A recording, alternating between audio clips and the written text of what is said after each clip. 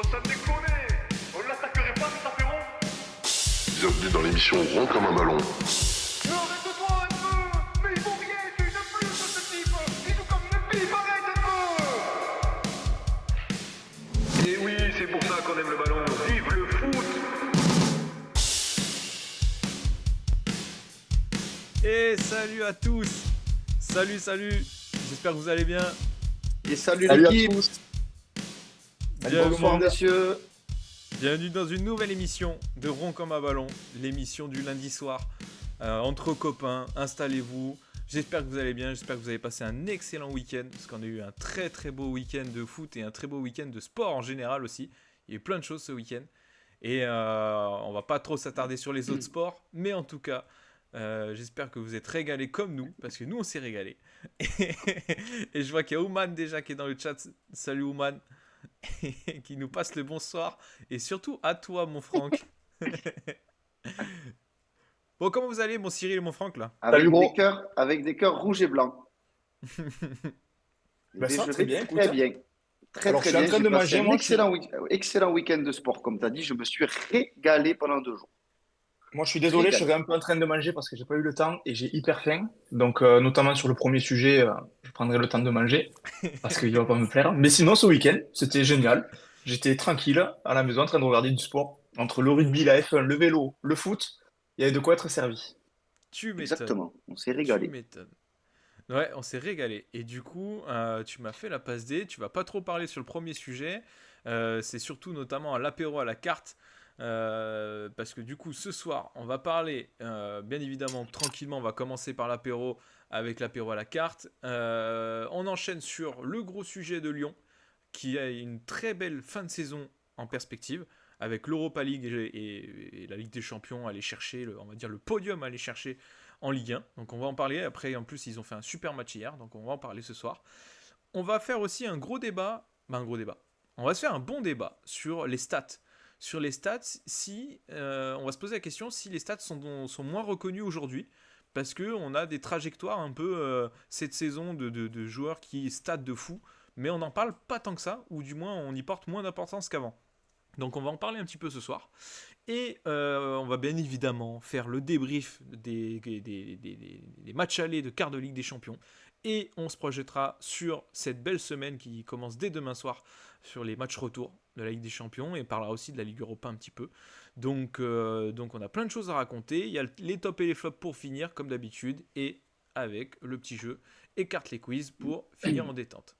Et donc le sujet dont Franck ne veut pas trop parler, c'est avec l'apéro à la carte. Bonsoir à Thibaut qui vient d'arriver dans le chat. Oh, bonsoir Thibaut, installe-toi. Justement, t'arrives parfaitement pour le début. On Salut, commence Thibaut. tranquillement avec l'apéro à la carte. Et le premier sujet, le petit sujet, ça a été le bon match de samedi à 17h, le Monaco-Marseille. Et c'est ce sujet-là que Franck, je crois, ne veut pas trop parler.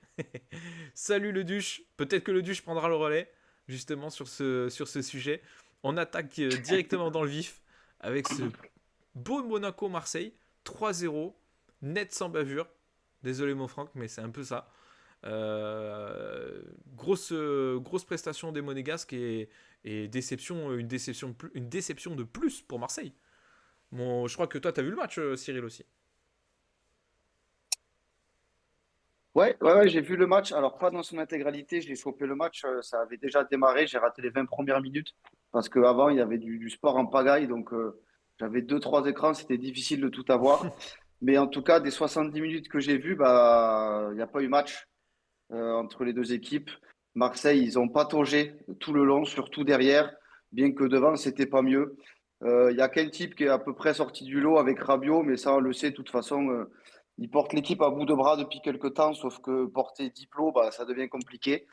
Monaco, en face, ça a joué. Ils sont quand même tombés sur un bon rugby qu'on a sorti quelques-unes, parce que le score 3-0, il s'est pas fait quand même en une mi-temps. Rugby en a sorti pas mal, mais il y avait trop d'écart sur ce match.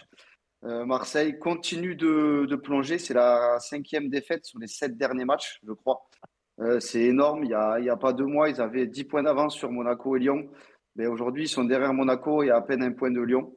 Donc, Marseille continue sa dégringolade et Monaco, ben, reprend sa deuxième place et voilà, maintenant ils ont les cartes en main, eux, pour finir deuxième. Ils savent que s'ils font pas d'erreur, ils seront second. Donc, en tout cas, quand tu vois le match comme ça, Monaco, bah, c'est normal qu'ils soient devant l'OM à la fin du match, hein. Et ouais, les fameux matchs à 6 points. Les fameux Parce matchs que à 6 points qu'il fallait c'était remporter. ouais, c'était catastrophique côté Marseille. Ouais, Franck, En vrai, c'est Euh, exactement ce tu, que je disais, ouais, ce que tu je veux en disais la parler? semaine. C'est exactement ce que je disais la semaine dernière, en fait, hein. Faudrait que vous alliez voir le réel aussi qu'on a fait sur Instagram. Je parle de la défense en carton de l'OM, c'est exactement ça. La seule différence qu'il y a eu avec d'habitude, c'est que d'habitude, on domine le match. Là, non, ça a été nul. Devant, derrière, c'était catastrophique. Donc voilà, j'en dirai pas plus. C'est hyper important de gagner ce match. Là, on se chie une fois de plus, quatrième défaite en 5 matchs, cinquième en 7 matchs.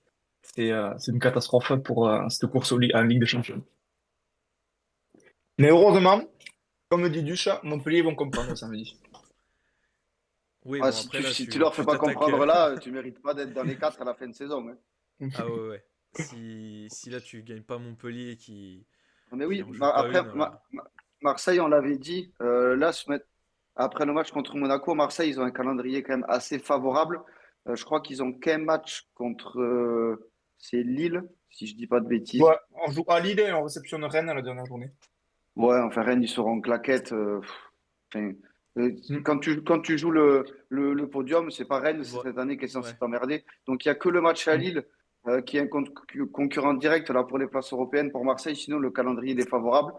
À commencer par le week-end prochain contre Montpellier. Si là, ils mettent pas une valise, bah, c'est il y a un vrai problème à l'intérieur de l'équipe parce que bon, Montpellier, ça, 10 défaites d'affilée, ils n'ont pas marqué depuis la Saint-Valentin, les types. Donc, au bout Non, d'un là, si on moment, perd contre Montpellier, la heureusement vie que de ma tu mère, dois hein. gagner.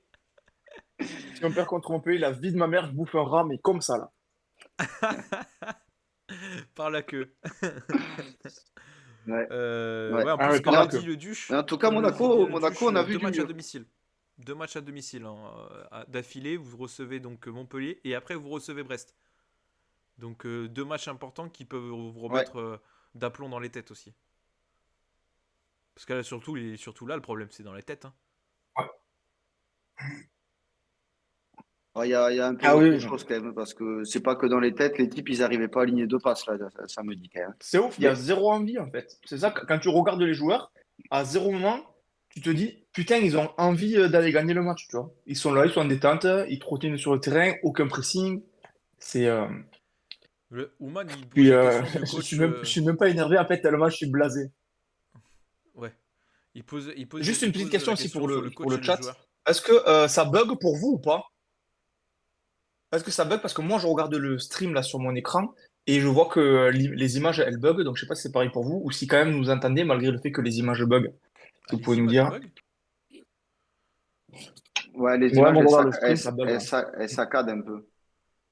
Ah, C'est pas ok. le plus important après. C'était vraiment ce qu'on dit, de je pense. Ah, bah pourtant, moi j'ai rien d'alarmant sur mon stream à la base, sur mon OBS. Qu'est-ce qui peut bugger par exemple? Quel type d'image? Ça bug complet. Oh là là. Mais est-ce que c'est l'image ou c'est même ce qu'on dit qui bug? Parce que si c'est que l'image, c'est pas très grave ça. Donc, si vous pouvez nous dire. Ah, ok, bah Ah, le son, écoute. ça va, mais les images elles sont figées. Bon, ça, c'est pas grave, hein, au pire, si c'est que les images qui sont figées. Mais tant qu'ils nous entendent, c'est bon. Euh, Moi aussi, ça bug sur PC, donc je sais pas, sur portable aussi. Mais bon, c'est pas très grave. C'est pas très grave. Comme a dit Ouman, le coach et les joueurs, le coach ou les joueurs, le problème, mais je pense que je pense pas que ce soit. Enfin, ça sert à rien de mettre la faute sur quelqu'un. C'est le combiné des deux. Après, il y a des rumeurs qui sortent sur Marseille. On ne saura jamais si c'est vrai ou pas. Ça, c'est que des conneries tout le temps. Ouais, c'est vraiment pour faire parler, pour foutre la merde aussi, plus qu'autre chose, pour vendre les papiers. L'important, c'est de se concentrer sur le match. On verra où est le problème si jamais on se qualifie pas en Ligue des Champions. Pour l'instant, moi, j'ai pas envie de dire c'est la faute d'un tel ou d'un tel. Je veux juste que Marseille gagne des matchs et après, on verra. On verra. Ouais. Pour gagner des matchs, il faudra jouer mieux que samedi, en tout cas. Monaco a bien joué, par contre. Monaco, se relance là dans la course. Après, à eux de garder cette constance. On sait que c'est le problème des équipes qui jouent le haut du tableau cette saison, le manque de constance match après match. Donc, à eux de le garder pour aller chercher le podium. Et eux, je crois qu'ils ont qu'un gros match d'ici la fin de saison. Je crois que c'est peut-être Lyon. Peut-être Lyon qui joue. Sinon, Monaco a un calendrier pas si compliqué que ça non plus. Donc, si Monaco fait un sans faute maintenant, ils peuvent y aller. Bon, de toute façon, cette course à l'Europe, là, elle est plus que jamais que serrée. On en parlera dans les prochaines semaines parce que ça, je pense que tous les lundis, ça va être le sujet de savoir qui est passé devant qui. Mais ça va être alléchant, en tout cas, pour le supporter du foot lambda. Ouais, Simon, totalement. toi, tu dois On être va content après enchaîner. les nouvelles de cette semaine, hein. Ouais, ouais, ouais. Désolé, mec, pour les images, là. J'essaie de regarder d'où ça peut venir et pourquoi ça bug. Mais on va continuer quand même déjà. Comme ça, vous allez nous écouter. Ça fait un peu podcast ou émission radio. Ouais, je suis bien content de cette info qui est sortie cette semaine avec la prolongation de Salah. C'est notre deuxième sujet de l'apéro à la carte. Salah et Van Dijk, j'ai mis aussi parce que. Alors, ça n'a pas été. C'est pas officiel encore par le club, mais en tout cas, Ça ils se aussi, sont t'es content? entendus. Bah alors, justement, Salah et Van Dijk prolongent. Par contre, c'est bon signe. Je suis content parce que c'est un bon travail du club aussi. Parce que ça veut dire que il y a des grosses ambitions dans le futur. Parce que ça veut dire qu'ils ont confiance à ce que va faire le club et ce que va faire aussi Arne Slot dans les années qui vont suivre. Parce que Salah et Van Dijk ont prolongé pour 2 ans. Donc, ça veut dire jusqu'à 2027. On n'a pas encore les conditions, donc on ne sait pas s'il y a une option supplémentaire, une troisième année en option. Mais en tout cas, il y a bien 2 ans, c'est jusqu'en 2027. J'aimerais bien savoir dans quelles conditions Salah a prolongé d'un point de vue financier, dans le sens où voir si Liverpool a dérogé un peu à la règle, s'ils ont baissé son salaire ou pas, ou s'ils l'ont maintenu. Donc ça m'intéresse de savoir pour voir si ils ont fait l'exception pour lui ou pas, parce que en général, Liverpool, je ne sais pas si je l'avais déjà dit dans l'émission, mais Liverpool, pour les joueurs qui ont plus de 30 ans, sur tout ce qui est T'en avais prolongation de déjà parlé un contrat, peu, ouais. c'est 2 ans max. C'est 2 ans max et en plus souvent c'est 1 an plus un an en option.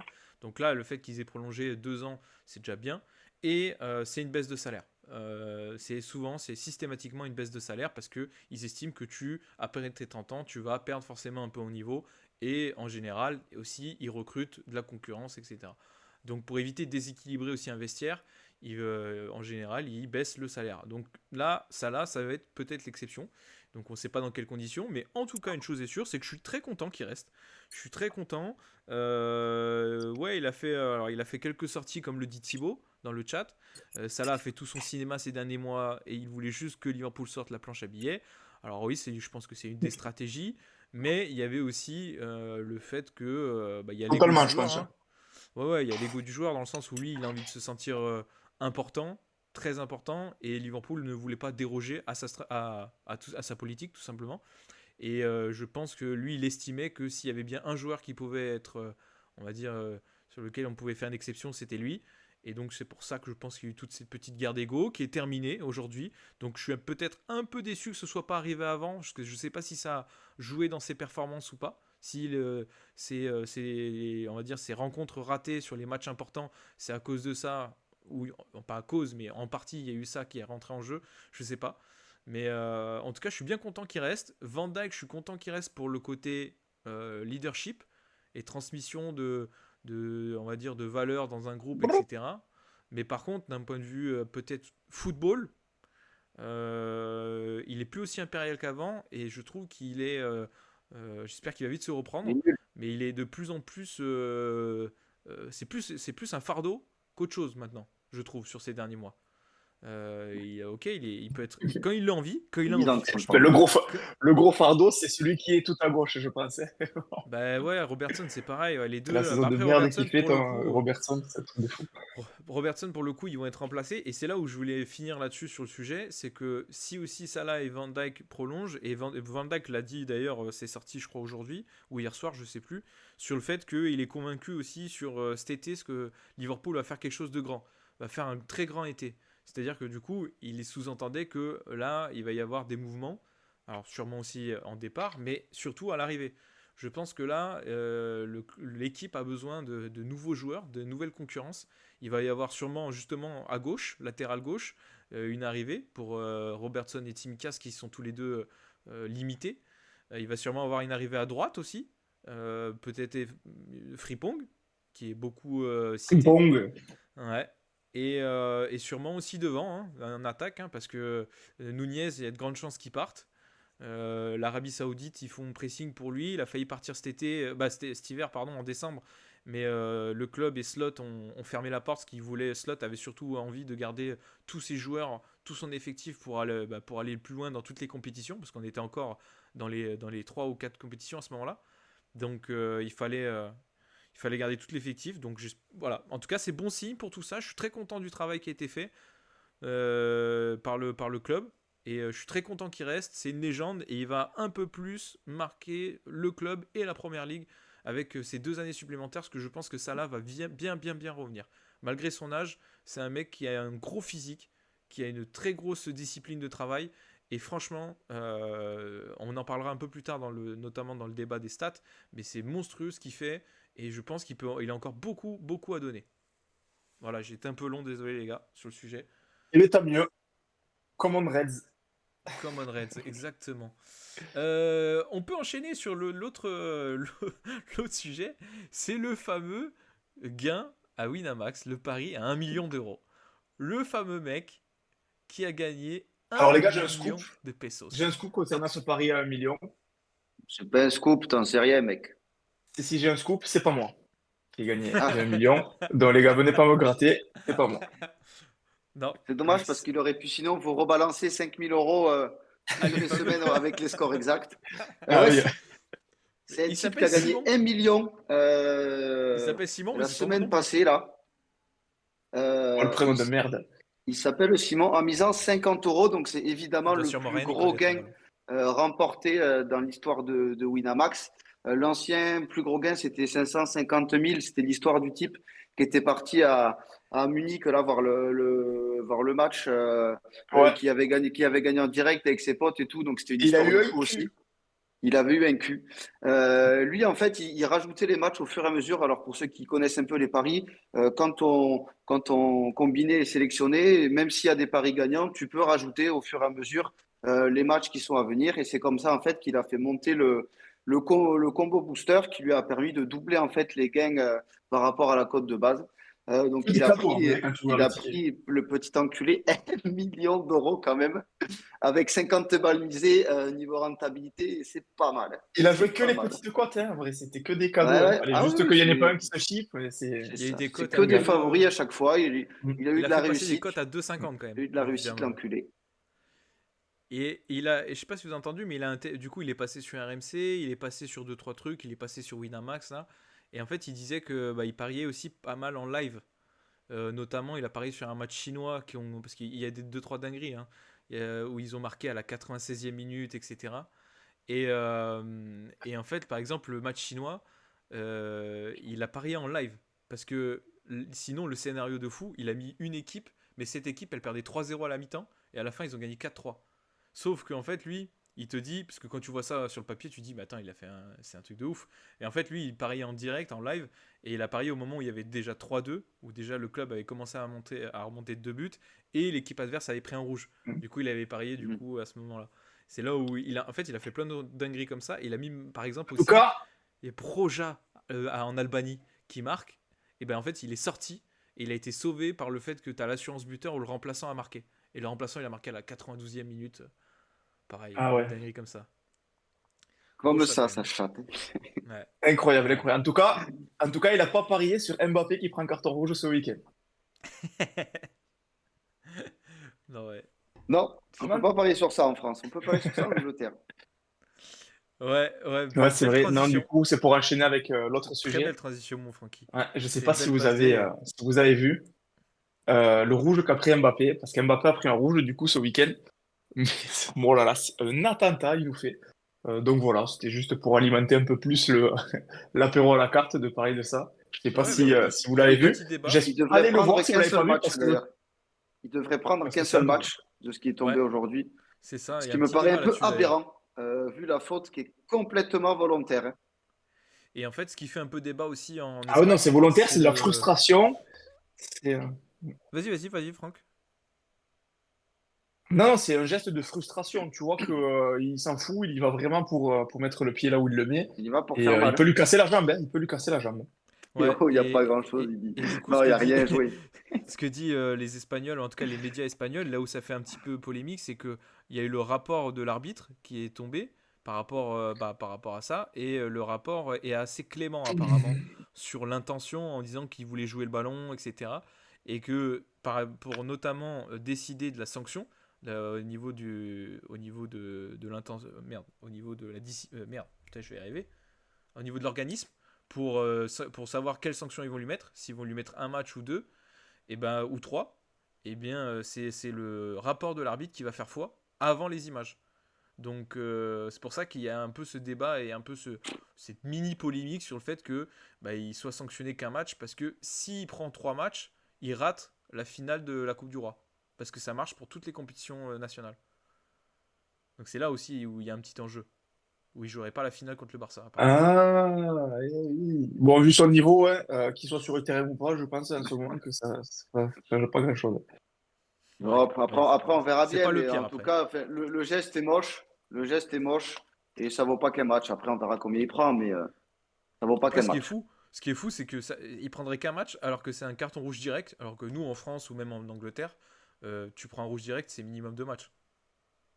En Angleterre, c'est même trois.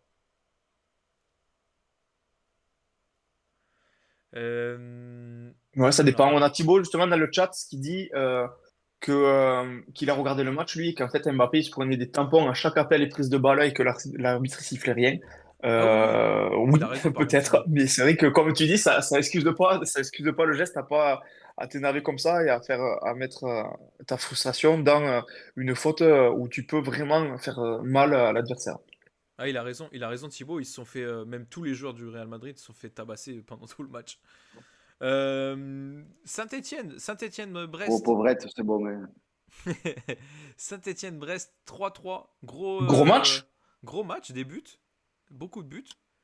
Bon, malheureusement pour Saint-Étienne, ils n'ont pas pu aller chercher cette victoire qui était très importante pour le maintien. Ils ont pris. Alors, c'est du Saint-Étienne tout craché. Beaucoup d'efforts offensifs, beaucoup de cœur. Mais par contre, défensivement, catastrophe. Hein. C'est la défense de Saint-Étienne, elle est nulle. Et donc, ils ont pris des buts avec un doublé de Ayork d'ailleurs. Un beau doublé de Ayork. Cardona qui a mis un joli doublé contre son ancien club aussi. Mais bon, compliqué, Cardona qui fait du compliqué. Je sais bien à pas si vous avez vu. Saint-Etienne, Ouais, depuis je sais qu'il pas si vous rejoue avez là. pu les résumés du match, parce que le match en direct, il y avait d'autres choses à ce moment-là, donc je pense que vous l'avez pas vu. Mais vous avez vu le Moi, résumé, j'ai c'était vu quand ni même les poussif. Hein. résumés ni le match, ouais. Et toi, mon Franck? J'ai pas vu le résumé, moi. J'ai rien vu. Non, mais Saint-Etienne qui doivent vraiment essayer de se sauver, ça va être plus compliqué. Ils sont encore à 3 points des mecs devant eux. Euh, et on espère tous, hein, ici, là, nous trois sur la chaîne, qui vont pouvoir se maintenir, mais je sens que ça semble roussi quand même, hein, parce que Reims se remet à gagner. Il y a Angers qui a gagné aussi, bon, contre Montpellier. Reims, il gagne contre Lens, mais j'ai Ouais. rarement vu un match comme ça, par contre, parce que c'est un braquage du Seigneur qu'ils ont fait là-bas. En face, ils ont fait 190 tirs Lens. Ouais, mais ça me rappelle un match, ça, qui date de pas longtemps, mais bon. Ouais, mais ouais, Saint-Étienne, ça va être compliqué, en espérant du coup que ça puisse le faire. Mais surtout que Euh, Saint-Etienne, les trois prochains matchs, ils reçoivent Lyon, ils vont à Strasbourg et ils reçoivent Monaco. Ouais. Donc, c'est trois équipes qui ont la dalle pour jouer l'Europe. C'est pas du tout un calendrier favorable pour eux. ah non, là c'est bon, je pense que c'est 0 points sur les 3 prochains matchs. Hein. Ouais, À non, voir, c'est à sûr. voir après l'ambiance derby, est-ce que ça peut galvaniser les joueurs? Est-ce que cette Mm, victoire-là, elle peut lancer? Mais prendre Lyon, Strasbourg, Monaco en ce moment, enfin, c'est pas cool, quoi. mm. Le Bah, ça me hasard fait du une belle calendrier, il tombe transition. mal pour eux. Ça me fait une belle transition pour le premier sujet de la soirée. Prendre Lyon en ce moment, c'est pas forcément un très beau cadeau, comme tu dis, parce que là, ils sont en forme. Alors attendez, je vais vous mettre le chat ici, parce que là, on vous voit pas trop. Je vais enlever ça pour qu'on vous voit un peu mieux. Tac. Voilà. Oui, donc le premier sujet, on voulait parler de Lyon, parce que Lyon a fait un très bon match hier, et ils sortent d'une belle semaine. Dommage qu'ils n'ont pas pu remporter ce match contre Manchester United, on en parlera un peu après. Mais Lyon est en passe de faire une très grosse fin de saison. En tout cas, elle a la possibilité de le faire. Là, vous le voyez devant vous, vous avez le classement. Vous avez Lyon qui du coup est revenu à 1 point de Marseille, donc à 1 point de la 3e place. Ils sont à 2 points de Monaco, donc ils ont largement la place, surtout qu'il y a des confrontations directes pour aller chercher ce podium.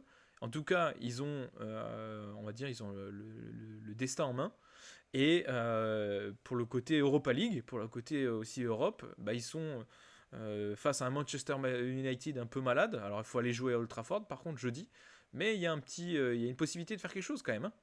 Il y a une possibilité de faire quelque chose. Donc aujourd'hui, il y a pas mal de choses à faire. Je vous propose qu'on Ouais, commence par la Ligue 1. ouais, il y Déjà. avait.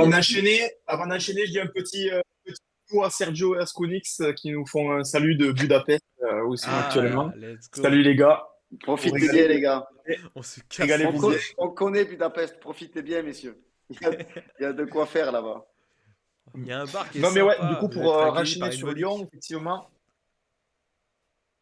Je leur ai proposé, ils m'ont dit non déjà. Non, après, pour revenir sur Lyon, du coup, effectivement, là, c'est vrai qu'ils sont en forme en ce moment. Ça change du début de saison où c'était assez compliqué pour eux. Là, ils sont encore en course en Europa League également. Donc, ça peut leur faire perdre des points de vie aussi dans cette course à l'Europe en championnat si jamais ils vont un peu plus loin dans la compétition. Ils ont fait match nul contre United. Alors, j'ai vu beaucoup de Lyonnais s'extasier de ce score en disant que c'était bien d'avoir fait un match nul contre United. Enfin, quand tu vois comment Lyon marque, c'est 2 croustades de l'autre nulos de gardien. Moi, je serais pas serein en allant à United, hein. Je vois tous les Lyonnais dire, ouais, c'est bien, on y croit, mais tu marques 2 buts parce qu'on te les donne les 2 buts à domicile. Donc, je pense que l'Europa League, pour moi, je pense pas qu'ils peuvent aller plus loin. Mais par contre, en championnat, moi, ils me font peur parce qu'effectivement, ils sont dans une super dynamique. Ça joue beaucoup mieux avant. Devant, ils sont tous en forme. On a un Cherki qui est en folie. Mikotadze également, t'en parleras plus tard, Cyril et tout. Mais là, sur cette fin de saison, le seul point qui me fait avoir de l'espoir un peu, de les voir pas dépasser Marseille, c'est quand même ils ont un calendrier assez complexe, hein. Rennes-Lens, bon, la chance qu'ils ont, c'est qu'ils le reçoivent 2 fois à domicile, mais Rennes et Lens, c'est pas non plus le plus gros cadeau. Et après, ils se déplacent à Monaco. Donc ça peut les faire freiner. Je sais pas s'ils vont prendre 9 points sur ces 3 matchs. Ça m'étonnerait quand même. Mais voilà, vu la dynamique, en tout cas, ça peut aller tout droit. Ouais. Moi, je suis pas forcément d'accord avec ce que tu as dit. Pour avoir vu le match jeudi contre Manchester, pour moi, c'est Manchester qui s'en sort bien de ramener un nul de Lyon. Ok, les buts de Lyon, c'est sur des erreurs d'Onana, mais ça, il risque d'en faire au retour parce que de toute Et façon, mais s'il n'y a pas ces erreurs, ils en mettent 0. Hein. il en fait depuis qu'il est né. Oui, mais Manu, il marque sur des erreurs de Lyon, des erreurs de relance. Des erreurs, ça fait partie du foot. Pour autant, sur les 90 minutes, Lyon, ils ont été meilleurs en faisant un match moyen. Donc, pour moi, ils ont la place d'aller gagner à Manchester. Old Trafford, on n'est plus en 2008, c'est plus la forteresse que ça pouvait être à l'époque de Ferguson et Giggs, Scholes et Van Persie. Ça fait quand même moins peur. Je pense qu'ils peuvent le faire. Je ne dis pas qu'ils vont se qualifier, mais pour moi, il y a un chemin à faire en Europa League. De là à dire qu'ils iront la gagner, je ne pense pas. Il y a encore des grosses équipes. Il y a Bilbao, d'ailleurs, qui reçoit la finale chez eux. Donc, imaginons que tu sois en finale contre Bilbao chez eux. Mais tu as intérêt d'avoir des sacrés paires de couilles dans le cornet pour aller la chercher. Mais en tout cas, ce match à Old Trafford, je pense qu'ils ont la place de le faire.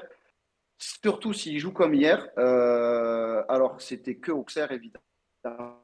Mais, oula. Oh, j'ai un problème Oula, avec ouais. le casque. Les gars, Oh, le son de coup, il est hyper fort. Mais vas-y, continue. Parlez d'Auxerre. excusez-moi, j'ai eu un problème avec le casque, ça m'a niqué les oreilles.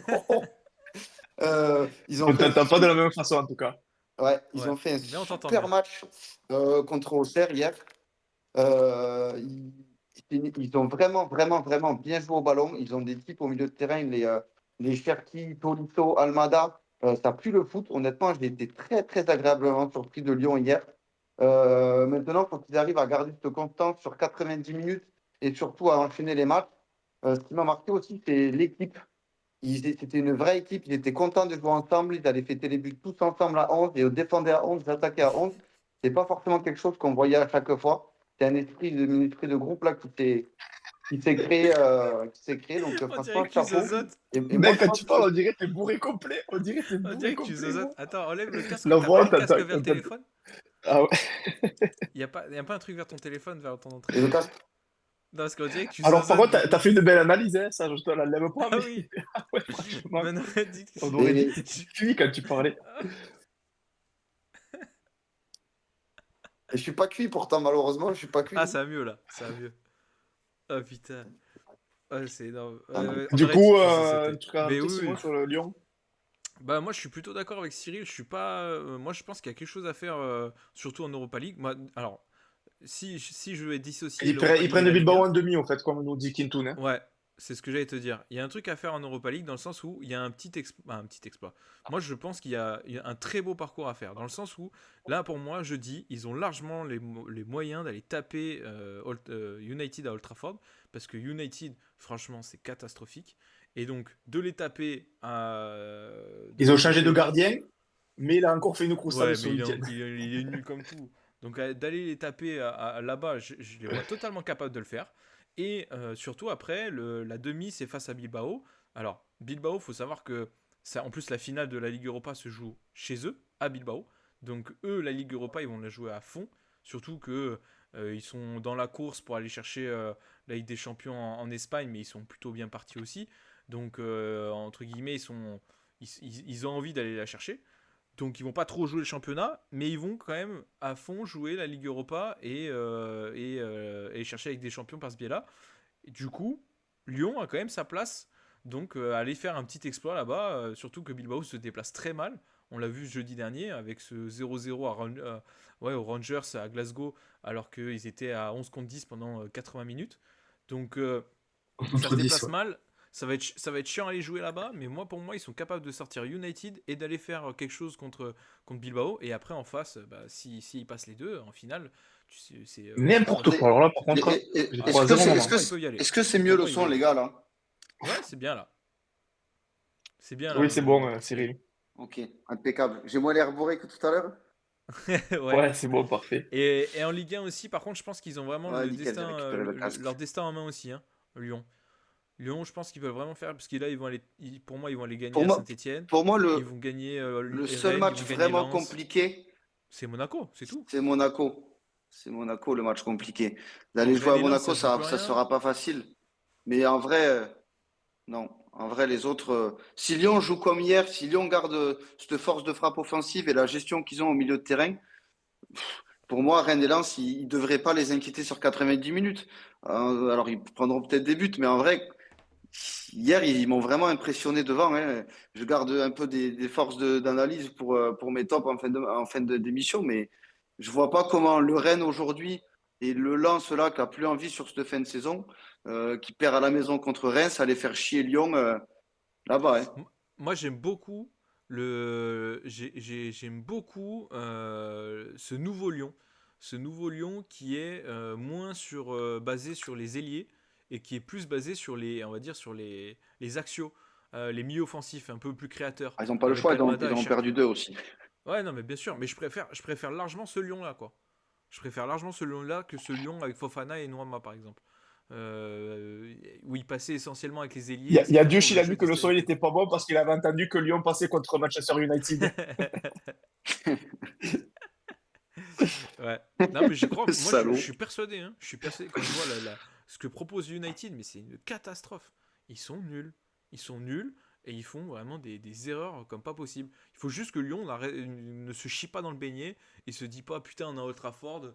Ils commencent à sortir les téléphones, à se dire oh là là, attends, je suis dans un stade mythique. Oh là, c'est Manchester United en face. Ouah, putain, quand tu vois le niveau Franchement, je suis pas d'équipe. sûr. Je suis pas sûr. Je suis pas... Déjà, je pense que Fonseca, il va leur brailler dessus comme il sait faire et il va les préparer mentalement au match à être dedans parce qu'il n'y est pas pour rien peut-être de cette remise en forme de Lyon. Depuis qu'il est arrivé, on voit qu'il a sa patte et il y a Théo qui le dit dans le chat.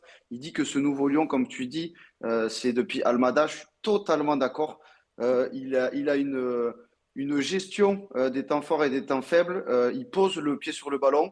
Il joue simple, c'est contrôle-passe. Il s'emmerde jamais à faire du 3, 4, 5, 6 touches de balle. Ils jouent toujours simple, ils jouent toujours juste. Ils régulent le jeu de Lyon et ça leur Et il a un permet gros d'être plus volume en serein, plus.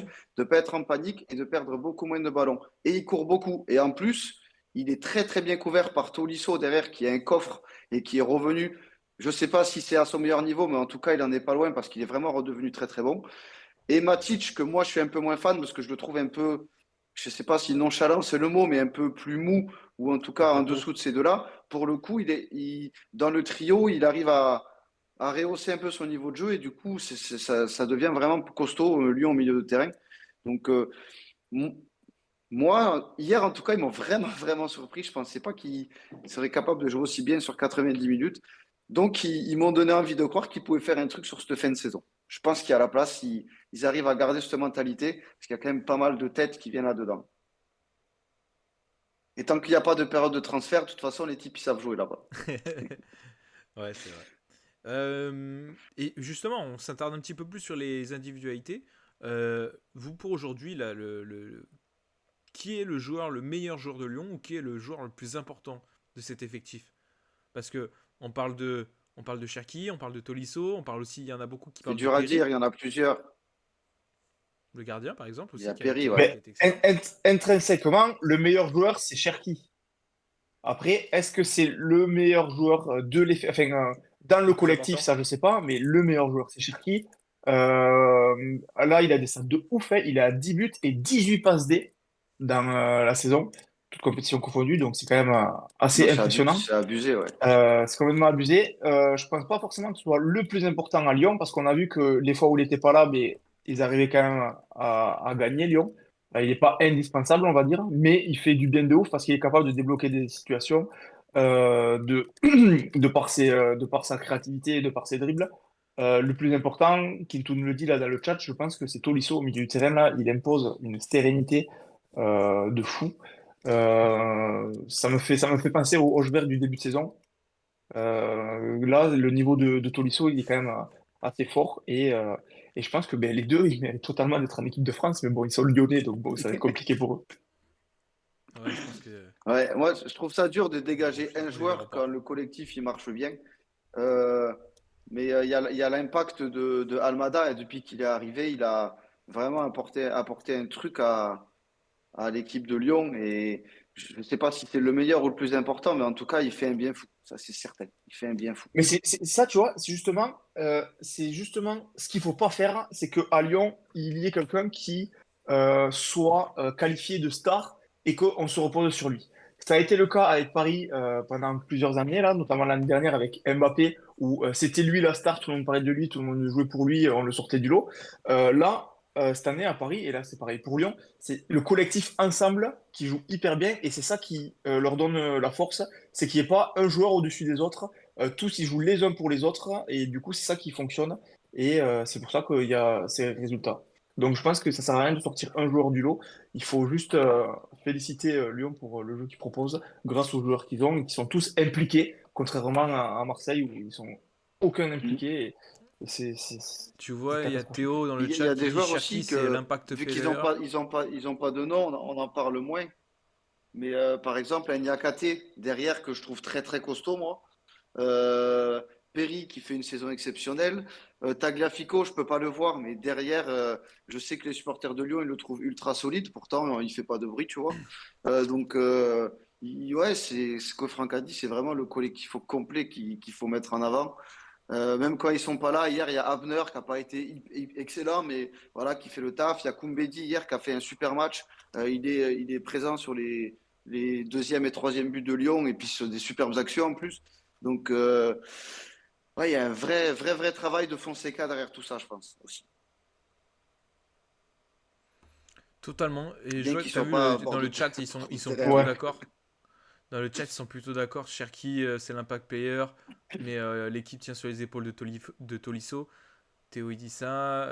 Il parle de Tagliafico. Il y a Thibaut aussi qui dit est-ce que l'OL lâchera-t-il Cherki contre 40 et 50 millions au mercato s'il y a une offre? Il met oui. Je pense que tout à l'heure, c'est quand on parlait un peu Oui. d'évolution de Cherki. Bon, mais Euh, pourquoi il ne le lâcherait pas? Attends, oui, oui. ils sont dans la merde complet. Évidemment que s'ils peuvent faire 50 millions, ils vont le lâcher. Bah, surtout que bah là, Ouais, ouais, surtout totalement. s'ils font une bonne fin de saison. S'ils font une bonne fin de saison et qu'ils vont chercher, entre guillemets, ils remplissent les objectifs, bah il n'y a pas de, on va dire, il n'y a pas de mal à le voir Après, partir. après, tout dépend. Est-ce que si Lyon gagne l'Europa League, fait troisième du championnat, est-ce que Cherki va pas se dire, bah, il y a quelque chose à faire avec cette équipe? financièrement, ça fait du bien, donc on va avoir moins de problèmes l'an prochain. Est-ce que lui, il n'aura pas envie de rester? Il y a peut-être ça aussi. Mais Textor, on lui fout 50 millions sur la table, il va pouvoir aller renflouer tous ces clubs qu'il a foutus en l'air. Ça va lui faire du bien, il va le jeter, Cherki. Non, mais même, Exactement. même pour lui, je pense que à bout d'un moment, vu le talent qu'il a dans les pieds, j'ai envie de le voir avec des grands joueurs autour de lui. J'ai envie de voir ce que ça donne avec des très bons joueurs autour de lui. Parce que tu l'as dit, Franck, 18 passes décisives, c'est énorme. Mais en vrai, il aurait pu en mettre plus, hein, si les casettes étaient plus décisifs. Tu mets la casette de l'année dernière, là cette année, avec les passes qu'il a eues, bah, je pense que les passes D, elles augmentent, hein. Parce qu'il en a raté, hein. Il en vendange cette année, la casette. Bon, hier aussi, hein. Heureusement qu'il marque, hein, parce que sinon, son match, c'est un match d'assassin. Ouais. Il a Et vraiment il va été venir, mauvais. quand il va venir mettre la concurrence à Curtis Jones en 10. Bah, pourquoi pas, hein. Franchement, pourquoi pas. Après, l'Angleterre, je sais pas Parce que s'il a le volume, vous, mais ouais. je dis pas non, hein. Je dis pas non. Bah, Cherki Ah de bon, maintenant, faut être fou pour dire non, quand même, parce qu'il est vraiment, vraiment fort, hein. Ah ouais, totalement. Écoutez, vous voulez rajouter un petit truc sur le dernier sujet, ou bah, sur le sujet de Lyon, ou on peut le clôturer? Et on bascule à notre petit débat du soir. on peut le clôturer. Et ben, hop. On enchaîne sur le débat du soir. On voulait parler notamment des stats. Si les statistiques individuelles étaient moins reconnues aujourd'hui que ces dernières années où on les mettait beaucoup, beaucoup en avant. Euh, on trouve, et on va vous expliquer pourquoi il y a eu cette réflexion-là, notamment avec la saison de Lewandowski, notamment la saison de Haaland et de Salah et de Harry Kane. Alors là, on a pu même rajouter Dembélé cette année pour même faire le contre-argument. Mais ce qu'on veut se poser la question ce soir, c'est si du coup les stats avaient moins d'impact qu'avant par rapport à notamment un Lewandowski cette année ou par exemple au Barça, bah, on va parler énormément d'un Pedri, on va énormément parler d'un Yamal, on va beaucoup parler d'un Rafinha avant de parler d'un Lewandowski, alors que là je vous ai mis les stats Après, Rafinha, il a des sur stats l'écran. aussi. Ah Rafinha. oui, mais il a des stats, mais quand tu regardes les stats de Lewandowski, c'est beaucoup plus. C'est 46 matchs, 40 buts et 3 passes décisives cette année, toute compétition. Là, les stats que je vous ai mis, c'est toute Ouais, ouais. compétition confondue Ouais. pour tous les joueurs. Donc c'est énorme. Même pour dire un Haaland, vu que City ça tourne pas très bien, à Haaland on n'entend plus parler alors qu'il a quand même 30 pions le type. Il a 39 matchs, 30 buts, 4 passes D.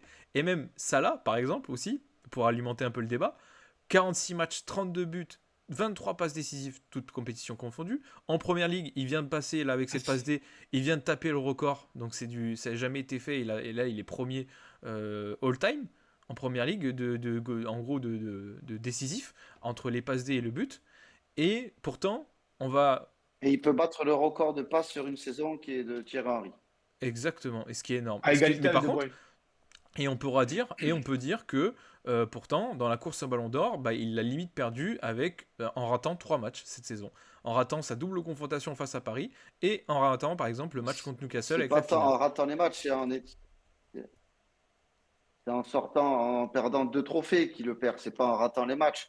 Si Bah, tu rates 3 Liverpool matchs avait quoi. gagné la finale et qu'on l'avait pas vu, et oui, mais si Liverpool avait gagné la finale sans qu'on voit Salah et que Liverpool avait éliminé Paris avec un Salah qui avait sans jouer, il serait pas du tout éliminé de la course au Ballon d'Or. Là, c'est le fait que le club ait perdu qui l'a sorti de la course. C'est pas individuellement le fait que Ah, lui ait été moins bon sur ces matchs-là qui le sort, je pense. c'est surtout, si, ouais, si surtout sur la double confrontation de Paris, c'est surtout le fait qu'on l'ait vu complètement absent, qu'on l'ait absolument pas vu, qu'il se soit fait C'est manger pas par bouffé, Nuno ouais. Mendes, et bah ça a encore plus impacté sur Mais le fait de c'est bon pas bah ça qui le il sort a de plus la course au d'importance. Ballon d'Or pour moi.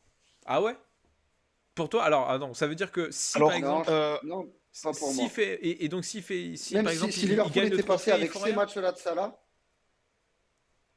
Et si Salah est extraordinaire et vraiment comment? excellent, mais ils perdent quand même, ils sont éliminés quand même.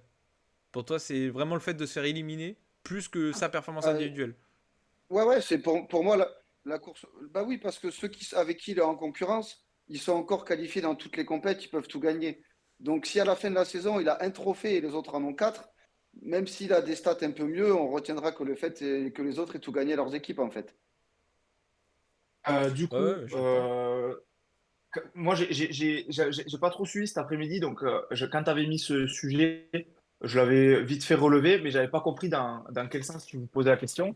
Donc maintenant que tu as expliqué, j'ai compris. Alors, je pense pas que les stats, elles sont moins reconnues, moi, mais je trouve qu'elles ont justement été banalisées. Parce que du coup, pendant déjà 15 ans, on a eu deux extraterrestres, qui sont Ronaldo et Messi, qui ont absolument tout niqué sur leur passage. Sauf que ces dernières années, là, depuis, on va dire, 2007-2018, avec l'arrivée de Kane, de Lewandowski, ou même de Salah, la saison où il bat, lui, en premier, le record de Première Ligue, puis l'arrivée là, de Haaland, eh bien, on a des joueurs qui, au final, se rapprochaient des Messi, des Ronaldo en termes de buts. Bon, certes, pas à leur niveau parce que tu peux pas être à leur niveau à eux tellement ils étaient hauts. Sauf que du coup, vu que Messi et Ronaldo c'était incroyable, on en parlait. Là, eux c'est absolument incroyable, mais vu que c'est pas au niveau de Messi et Ronaldo, on en parle moins. Moi, je trouve que ça a été banalisé parce qu'à l'époque, dans les années 2000, il y avait pas un attaquant qui mettait 50 buts par saison. Maintenant, tu en as deux ou trois qui mettent 50 buts par saison, donc je trouve que les stats ont été banalisés. En plus, là, la règle sur les ballons d'or, parce que vous parlez du ballon d'or, elle a été très claire. C'était on récompense le nombre de trophées sur une saison, ou on récompense la saison entière, donc les trophées qui vont avec. Donc, c'est normal qu'on fasse un peu moins attention aux stats qu'avant. Par contre, je suis persuadé que euh, parmi l'équipe qui va remporter le plus de trophées, eh bien, très certainement, que la personne qui a le plus staté sera dans le top 3 du Ballon d'Or, bien évidemment. L'année dernière, on a eu un cas exceptionnel avec Rodri, et justement, je trouve que c'est bien on ne s'attarde pas justement que sur les statistiques. Donc, moi, je trouve que c'est pas qu'elles sont moins reconnues, c'est qu'elles sont plus banalisées. Attends, du coup, tu as dit que celui qui est dans le top 3 du Ballon d'Or, il y aura forcément celui qui a le plus staté. Mais admettons, Non, si son équipe a euh, tout gagné. si son équipe, oui, oui, si son équipe a tout gagné, celui qui a mis le Désolé, plus Simon, de pour buts moi, pour dans ça, là, cette c'est équipe, mort. Non, il non, va moi, être dans le top 3, qu'il le 100%. soit pas, pas de souci. Si le En fait, moi, Bayern, si le Bayern gagne la Ligue des Champions, Kane sera top 3. Ce sera peut-être pas le Ballon d'Or, mais il sera dans le top 3 du Ballon d'Or parce que c'est lui qui va regarder ce fou là. Il a 34 buts et 12 passes décisives. non mais je suis Après, là, Kane, ok. ça fait 10 ans qu'il fait ça, hein. Mais Kane et Oui, oui. Lewandowski, ça fait 10 ans qu'ils font ça, ces gros tarés. Donc, Mais Kane en et Ah fait, Lewandowski, c'est ouais. les meilleurs numéro 9 oui, du monde, hein, largement, hein. c'est ce qu'a dit Franck. C'est vrai que c'est banalisé. Là, tu vois, tu nous dis Lewandowski 40 buts. C'est énorme d'être à 40 buts en avril. Mais ça ne nous choque pas parce que si tu reviens sur les années d'avant, eh bien, ça fait 5, 6, 7 ans qu'il le fait. Ouais, Donc mais voilà, alors c'est du coup, Lewandowski, c'est un monstre. En tant que neuf, il n'y a pas mieux. Et bien voilà, aussi peut-être Kane. Et est-ce bien que, voilà, ils sont à 40 est-ce buts que tous du les coup elles deux. seront, Et alors puis voilà, peut-être c'est normal. le terme peut-être moins reconnu, c'est peut-être pas le bon terme, mais du coup, est-ce qu'elles sont, notamment Non, mais Lewandowski, elles sont du coup plus c'est ce qu'a dit banalisées, Franck, en fait. comme tu disais Franck, ouais, elles sont plus Eh banalisées, bien oui, mais parce qu'en fait, Oui, il y a beaucoup de joueurs maintenant qui réalisent ces performances. Il y a beaucoup plus de joueurs qu'avant qui réalisent ces performances. À l'époque, tu n'avais que Messi et Ronaldo, et Neymar éventuellement qui passait par là. Puis petit à petit, il y a eu Lewandowski, Kane, Salah, Haaland, la dernière Gyökeres qui met 50 buts. Bon, certes, c'était un championnat à la con, mais tu vois, non, parce que Gyökeres, t'aurais pu le mettre encore là, parce que il colle des doublés, des triplés tous les week-ends, ce taré. oui, oui, Il n'y a que deux buts mais, encore. mais en fait, du coup, en fait, c'est toujours pareil pour n'importe quel domaine, dans n'importe quel sujet. Plus il y a de personnes qui font des choses extraordinaires, mais plus ça va être banalisé, jusqu'à que quelqu'un en fasse encore plus extraordinaire, etc., etc. oui, mais du coup, ok, Je suis non, mais c'est ok d'accord. que ce Je soit suis d'accord. extraordinaire, mais ça veut dire que là, hein, par exemple, un Lewandowski, euh, on est d'accord qu'on n'en parle absolument pas du Barça, de lui au Barça quasiment. On est d'accord, on parle de Rafinha, on parle de Si, on en Yamal et on parle parle. de Non, Pedri. parce qu'après, Bah, on Par en contre, parle si, moins. si, on en parle, mais il parce est pas dans la. qu'après, dans le jeu, c'est pas celui qui est le plus transcendant, c'est pas celui qui est le plus impactant, c'est pas celui qui est le plus indispensable. Parce qu'on l'a vu ces derniers matchs là, il y avait beaucoup Ferran Torres qui jouait devant à sa place. Il marquait aussi, tu vois, il a marqué dernièrement là, Ouais, ouais. donc il n'est pas indispensable. Alors que par exemple Yamal, on l'a vu, hein, dès qu'il est pas là, le Barça perd. Donc ça, c'est un joueur indispensable en fait. Et donc c'est pour ça que c'est plus important de récompenser au final l'importance d'un joueur plutôt que les buts.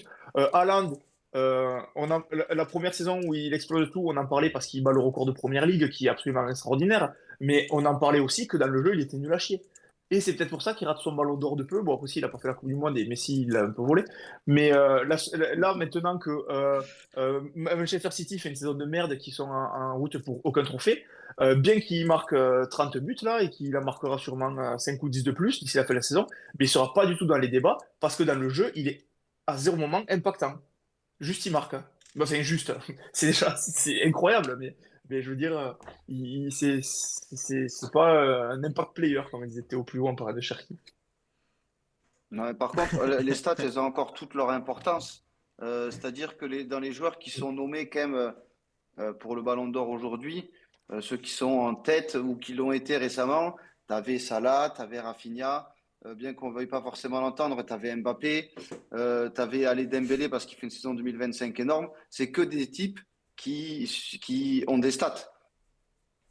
Ils ont tous des stats. Donc elles sont toujours reconnues. Aujourd'hui, il a dit Franck, Rodri Ballon d'Or, je pense que ça n'arrivera pas tous les ans. À la limite, on pourrait avoir Pedri cette saison. Et encore que même si le Barça gagnait tout, pour moi, c'est pas lui qui le remporterait, même si c'est un élément essentiel du jeu du Barça. Donc les stats, elles sont encore reconnues et c'est forcément quelque chose qu'on va regarder avant de voter, notamment pour le trophée du Ballon d'Or ou d'un joueur du match ou d'un joueur de la saison ou peu importe. Tu vois, c'est quelque chose qui est forcément regardé. C'est d'ailleurs pour ça qu'à chaque fois qu'on évoque un potentiel ballon d'or ou joueur de la saison, eh ben, on a un milieu de terrain offensif, un attaquant, et c'est rare qu'on foute Rudiger, Saliba ou Perry, tu vois, parce qu'eux, ils statent pas. Ouais, mais est-ce que du coup, on les met. Ouais. Parce qu'à un moment donné, on les mettait tout de suite en premier plan. Le premier truc qu'on mettait, c'était la stat. Est-ce qu'aujourd'hui, on la met pas en deuxième plan pour appuyer l'impact d'un joueur dans son jeu voilà, on va peut-être plus mettre en avant maintenant aujourd'hui l'impact qu'un Mais en fait, joueur. ça dépend Parce que parce que par exemple, Yamal, il stat que pas de Salah, ouf. que Salah, on le mettait. Vinicius l'année dernière, Vinicius Oui, mais par exemple, tu vois. qui était potentiellement le ballon d'or en duel avec Rodri. Bah, Vinicius, il a pas des stats de fou non plus l'année dernière. Il y avait des mecs comme ça là qui fait une saison moyenne et qui Mais avaient parce des que meilleurs stats que lui. mais parce que c'est les meilleurs joueurs dans leur club. C'est les meilleurs joueurs en fait. C'est ceux qui étaient, enfin, c'est ceux qui étaient impactants justement. Là, par exemple, Salah, qu'on parle de Salah au début de la saison, là, même maintenant, moi, ça me choquerait pas qu'on parle de Salah dans les débats pour le Ballon d'Or, parce que mais il est impactant. Il est le maître à jouer de cette équipe de Liverpool. Haaland, qu'est-ce que ça me branle à Liverpool, on s'en fout qu'il soit sur le terrain ou pas sur le terrain. Et si Ah City, si si, City ah, si gagnera si, quand si même si. s'il n'est pas là, ou perdra les matchs s'il est là, ça revient au même. Tu vois? Ouais, je suis Donc, d'accord. le Vinicius, l'an dernier, certes, il n'avait pas ces stats-là, mais il était impactant de ouf dans le match. C'est pour ça qu'il méritait, enfin, il méritait d'être dans le top 2 largement, tu Ah vois. mais je suis 100% d'accord. C'est juste du coup, je pense que aussi on met plus en avant l'impact d'un joueur dans un match et dans ce qu'il peut apporter dans une équipe plutôt que les stats qu'il peut faire. Et c'est pour ça qu'on avait déjà eu le débat l'année dernière, je sais pas si vous vous souvenez, Oui, mais sur le Haaland. l'impact d'un attaquant, ça va être les buts et les passes quand même. Bah ouais, mais tu te rappelles l'année dernière ce qu'on avait dit sur Haaland? On disait ok, il stat beaucoup, mais est-ce que franchement c'est un top joueur? Est-ce que c'était en Oui, gros, bah, mais pas un top joueur, mais est-ce que c'était ouais, un c'était il y a très grand 2 ans, je joueur? crois, mais on, a- on avait, on avait quand même dit que quand tu claques le record de buts dès ta première saison en première ligue, que tu mets un quintuplé en Ligue des Champions et que tu fous 2 buts par match, et tu es obligé d'être dans le débat. C'est pas possible autrement de te sortir, même si c'est pas du tout sexy, même si tu n'apportes rien parce que tu touches 8 ballons dans le match. Pour autant, sur 8 ballons, tu en mets 2. Donc, il n'y a pas tout le monde qui est capable de le faire. Même si les passes qu'il avait, c'était Bernardo Silva, Kevin De Bruyne et Foden, c'est plus facile. Pour autant, tu étais obligé de le foutre dans la liste avec les stats qu'il avait. C'est obligatoire. Et c'est le seul impact qu'il avait dans le jeu, tu vois. Ouais, Donc, non, mais quand totalement. tu es offensif comme ça, les stats, elles ont obligatoirement un impact, même si tu ne sers à rien.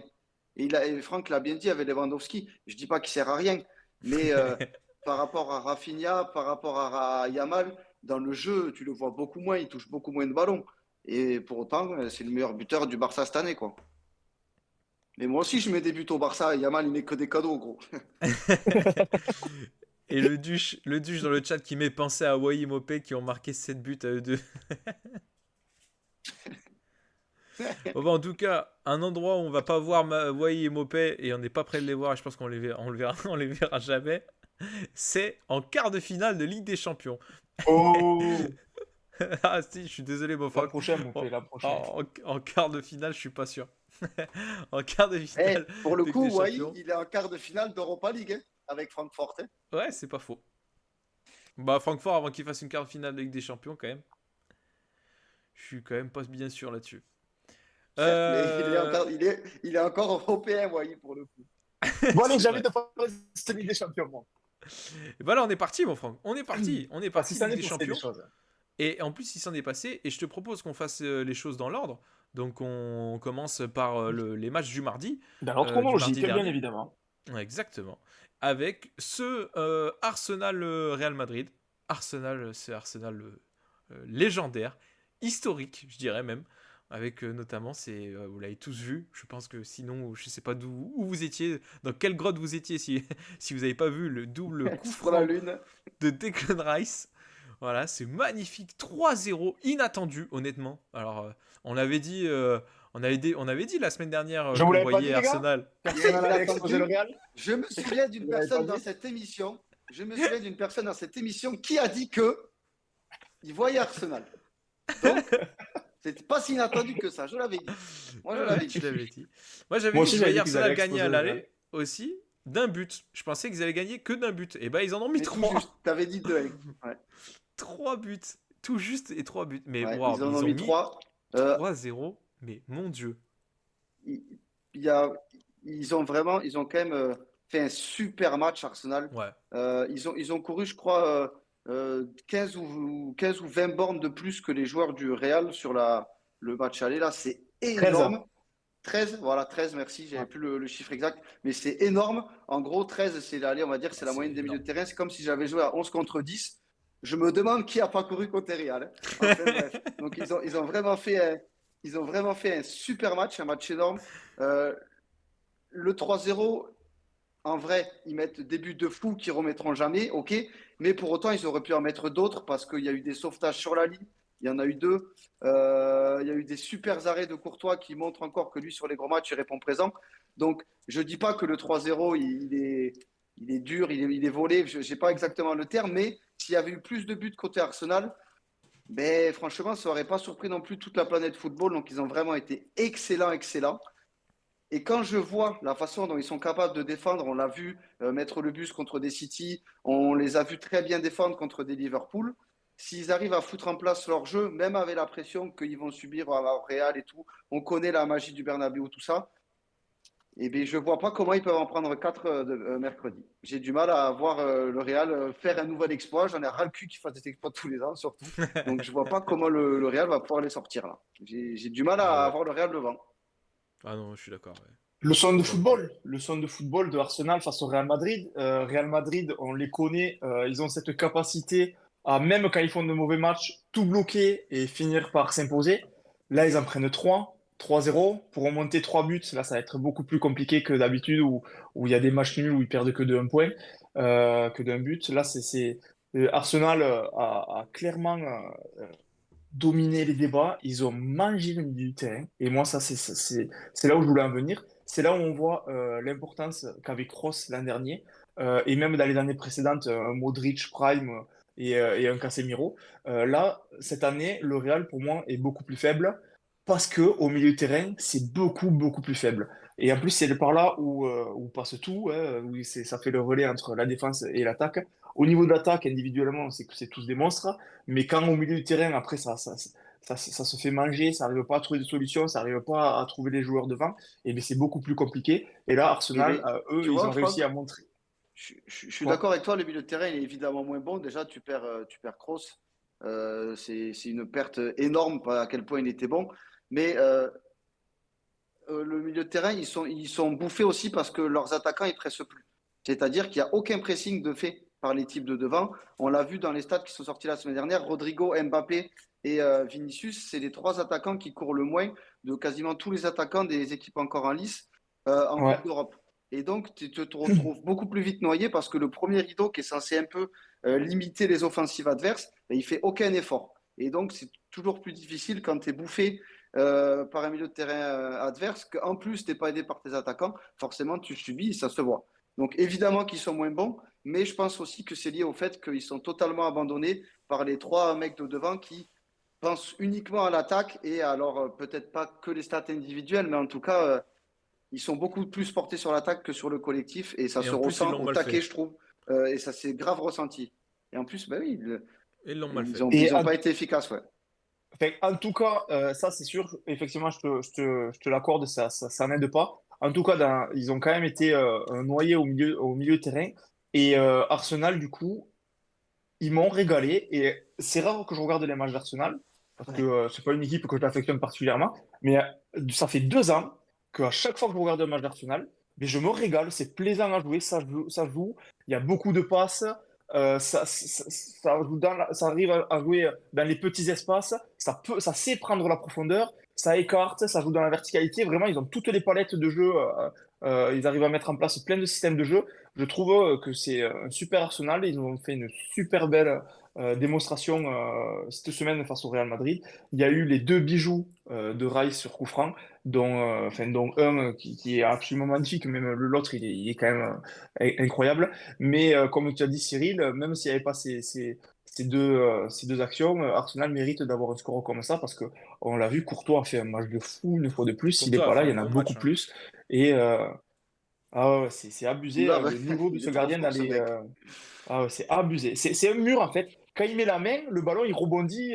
T'as l'impression qu'il y avait un mur ou qu'il y a eu un poteau, tu sais, pratiquement. Totalement. Ouais, c'est Ouais, un monstre, ce gardien. il y a des Et joueurs qui m'ont heureusement pour le impressionné, hein. Real qu'il est là, d'ailleurs.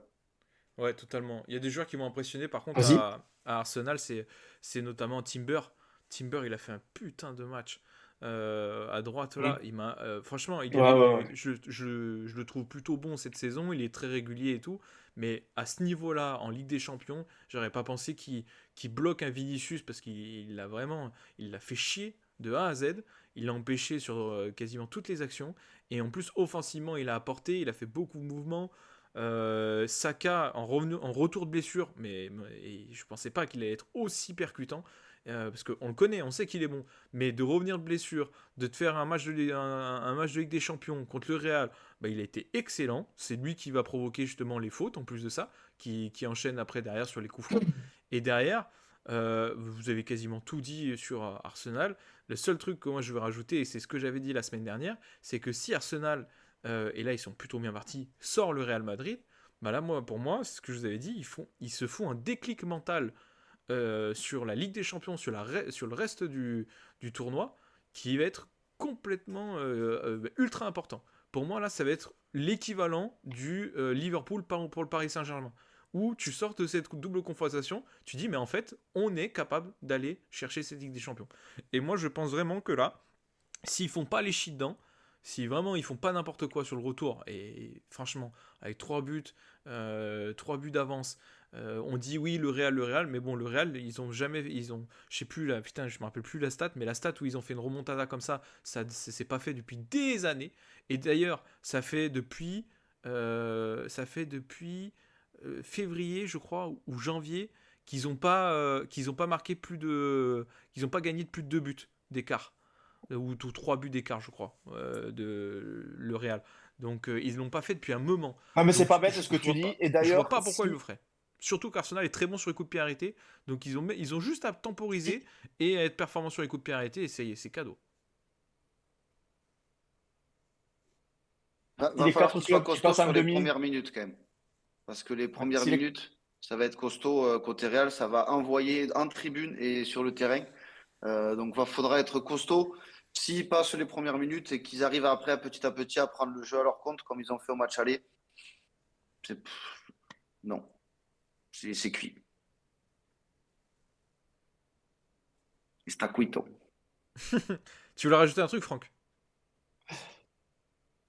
non, vous m'avez coupé la parole, vous m'avez saoulé, je ne le dis pas. On passe à autre Oh, chose. oh putain. Il me régale. Tu veux passer sur l'Inter? Allez, Bayern Inter. Ouais. Ah, rien n'est On joué, va hein? parler de l'Inter, du coup. Et du coup, l'Inter qui est allé battre le Bayern chez lui. Rien n'est joué, effectivement. On avait un peu misé chacun ça, en fait. On avait tous pensé que l'Inter allait gagner parce que on voit l'Inter quand même assez favori de cette compétition depuis quelques matchs. Bon, après, ils vont prendre un sacré morceau en demi si ils passent, je dis bien s'ils passent, parce que le Bayern, faut penser qu'ils ont la finale chez eux. Donc, ils vont pas se laisser faire comme ça. Ça va être important pour eux d'aller chercher cette victoire pour essayer de jouer une finale à domicile. Donc voilà, l'Inter qui part avec un petit avantage. Et notamment, je voulais revenir sur le super but qu'ils ont mis. Je sais pas si vous avez vu avec la déviation derrière Terrible. la jambe de Thuram pour un Ouais. extérieur du pied de Lautaro Martinez. Il était exceptionnel ce but. Là, c'est Mm. un très beau but. Hein. Ouais, bah, Et assassin. j'ai Ils ont pas été envie de les réduire assassins. à ça parce que je sais que c'est une grosse équipe, mais voilà, ils ont fait de l'Inter et on sait qu'ils sont très, très, très costauds derrière. C'est la meilleure défense de cette Ligue des Champions, on le répète depuis le début. Et ils sont efficaces devant, ils l'ont montré parce que quand tu vois le match, le résumé, les stats, enfin tout, le Bayern a eu plus d'occasions, ils ont tout fait de mieux peut-être, sauf qu'à l'arrivée, bah, c'est l'Inter qui sort devant. Et je pense que ça va être très dur pour le Bayern d'aller battre de 2 buts l'Inter chez eux, quand on connaît la force de ce collectif, quand on connaît la capacité qu'ils ont à gérer un score ou à gérer un match, je ne vois pas l'Inter réussir à faire la bascule et à se qualifier. Je Non, pense tu vois pas le Bayern. que... J'ai dit quoi? Tu vois pas l'Inter réussir à faire Ah la si, bascule. Tu si, vois pas si, le si, Bayern. je vois pas le Bayern réussir à faire la bascule, pardon. Je vois l'Inter se qualifier. Ils ont fait le plus dur à l'aller. Pour moi, ils étaient favoris avant la double confrontation. Ils le sont encore plus depuis qu'ils ont gagné là-bas. Ils sont trop forts, l'Inter. Ça fait. T'as parlé de quelques matchs, mais ça commence à faire bien plus que c'est une équipe costaud. Ça a fait une finale récemment, c'est champion d'Italie en titre, c'est parti pour être de nouveau champion d'Italie. C'est encore qualifié en coupe, ça a fini dans le top 8 assez facilement de cette Ligue des Champions en gérant les matchs. Enfin, c'est une grosse équipe Totalement. qui est organisée depuis un petit moment. Les Ouais, joueurs ils se sont dans la connaissent. continuité. C'est complet. Moi, franchement, ouais, c'est ça. C'est très, Mm. très, très costaud, l'Inter. Très, très, très Ouais, ouais, costaud. on en parle beaucoup moins des autres gros clubs, tels que ben, le Barça, tout simplement, ou Liverpool. On en parle beaucoup moins cette saison de l'Inter Milan, mais c'est sacrément solide. Ils prennent pas de Ouais. but déjà, ou très peu. Et c'est chirurgical devant. Hein. On a Lautaro Martinez et Thuram, mine de rien, qui sont en forme tous les deux devant, là, ça va. C'est le duo gagnant. Hein. Je pense qu'on en parle Ouais, moins ils surtout parce s'entendent qu'ils bien, ont un les deux. jeu, ils ont un jeu et des joueurs moins sexy. Tu vois, ils ont pas Yamal. Je veux dire, ils ont pas un jeu sexy à Aussi, Ouais, regarder. c'est après, Et sûr. c'est pour ça aussi. c'est aussi C'est parce que c'est la Serie A. c'est la Serie A aussi. C'est un Et championnat aussi. qu'on peut pas voir déjà. Donc, c'est plus compliqué d'en parler. Mais ouais, c'est une équipe qui est dans le gratin européen, qui est dans le top 4, top 5 européen depuis quelques temps. Et je pense Cyril, qu'ils la vont Serie A, continuer à être dans le top 4 cette année. un championnat que tu peux pas voir dans quel sens du terme. C'est de la, c'est de la merde. Dans tous les sens du terme. Mais pour autant, tu vois, je suis honnête sur le fait que l'Inter, c'est ultra costaud. Alors Ouais. attends, alors il y a Cyril qui critique la Serie A, mais je tiens à vous dire que cette année, dimanche, il a râlé parce qu'il n'avait pas la possibilité de voir Bologne-Atalanta. Je tiens à préciser ça. Il voulait absolument se faire un Atalanta-Bologne et il est ragé parce qu'il ne s'était pas diffusé. Donc bon, monsieur qui aime pas la Serie A, au Mais final, parce que le Paris-Roubaix à 12h30, il se passait rien encore. Donc, je voulais me faire un truc où ça bougeait. Bon, au final, je suis resté sur le vélo. Mais bon, j'aurais bien regardé ce match qui commençait à 12h30. Ouais. Bon, bah là, bon Cyril, tu vas avoir de l'action parce non, on qu'on va va parler du parler du Barça peut-être, hein. mercredi. On finit par Paris. Tu veux finir par Paris? Bon, on finit par Paris, t'as raison. Parce que le Barça, de toute façon, ça Ouais, va on être va vite commencer vu. par le Barça. Oh, ça va Ouais, pas prendre ouais, beaucoup ouais. de temps, à mon avis. Mais Barça Eh ben, trop fort. Barça trop voilà, fort. On ça en va, parle c'est. chaque semaine. Vous prenez ce qu'on a dit la semaine dernière sur le sujet du Barça. Et voilà, vous êtes là. Il y a tout dans cette équipe. De la fougue avec la jeunesse, des joueurs expérimentés en forme, de l'expérience avec les Inigo Martinez et Lewandowski. Ça donne 4-0 chirurgical face à Dortmund. Voilà, c'est plié, c'est bâclé. Au retour sera peut-être le même score. Et voilà, demi-finale assurée pour le Barça. Il n'y a absolument aucun monde où Dortmund se qualifie. Ouais, ça, je suis assez d'accord. Ouais. Ouais. Déjà, J'ai vu un. avant la double confrontation, on ne les voyait pas devant. Mais Non, ouais. après, par contre, le chirurgical, alors Barça mérite largement de gagner. Hein. Mais Dortmund a eu des occasions quand même. Guirassy, je pense qu'il avait plus envie de manger la feuille qu'autre chose au match aller. Parce qu'il il aurait pu faire mieux. Alors, le Barça aurait fini devant quoi qu'il arrive. parce qu'ils en mettent 4, mais eux aussi peuvent en mettre plus. Il y a eu des occasions en pagaille, mais derrière, ça n'a pas été non plus serein. Dortmund s'est créé quelques occasions. Pour autant, on l'avait dit, le Barça est largement au-dessus de Dortmund. Il l'était à l'aller, ils le seront au retour. Et, et comment tu veux que Dortmund en mette 5? Même s'ils arrivent par miracle à en mettre 5, comment tu veux ne pas prendre un but contre ces fous cette année? C'est pas possible, de toute façon. Donc, ils sont J'avais vu cuits. sur les réseaux un supporter de Dortmund, il disait Biscuit. le plus dur dans ces quarts de finale, c'est qu'il y a un match retour. Ça m'a fait rire. Ah bah oui, tu m'étonnes. Tu m'étonnes. Voilà. Bon, bah, de toute façon, Ouais, net sans bavure, ils en ont pris une belle. Ouais. voilà. Ouais, à mon avis, ça va être compliqué. Le PSG, le Ah, mais c'est Paris pas compliqué, Saint-Germain. c'est foutu. Ah oui, c'est sûr, ouais. Le PSG, Oh, victoire 3-1. Victoire 3 buts à 1 face à Aston Villa. Bah pareil, une très très grosse victoire. Une victoire méritée de A à Z. Honnêtement, moi je t'avais dit qu'ils allaient les tabasser à l'aller et au retour. Et c'est ce qui va se passer selon moi. Et je les vois vraiment beaucoup plus forts que ce Aston Villa. Et ils vont les tabasser, encore une fois, pour moi, au retour. Et ce 3-1, ça aurait pu être pour moi bien plus. Avec un excellent Désiré Doué, etc. Je vous laisse la main, messieurs. Mais en tout cas, ce match, il était très très sympa à regarder. Bien évidemment que Paris était favori. Ils sont dans une forme exceptionnelle. Le collectif marche du feu de Dieu. Ça stat. Vraiment, il y a tout qui va à Paris. Ils viennent d'être champions le week-end dernier. Donc en plus, ils avaient déjà un regain d'énergie par rapport à ce premier trophée pris. Donc voilà, là, ils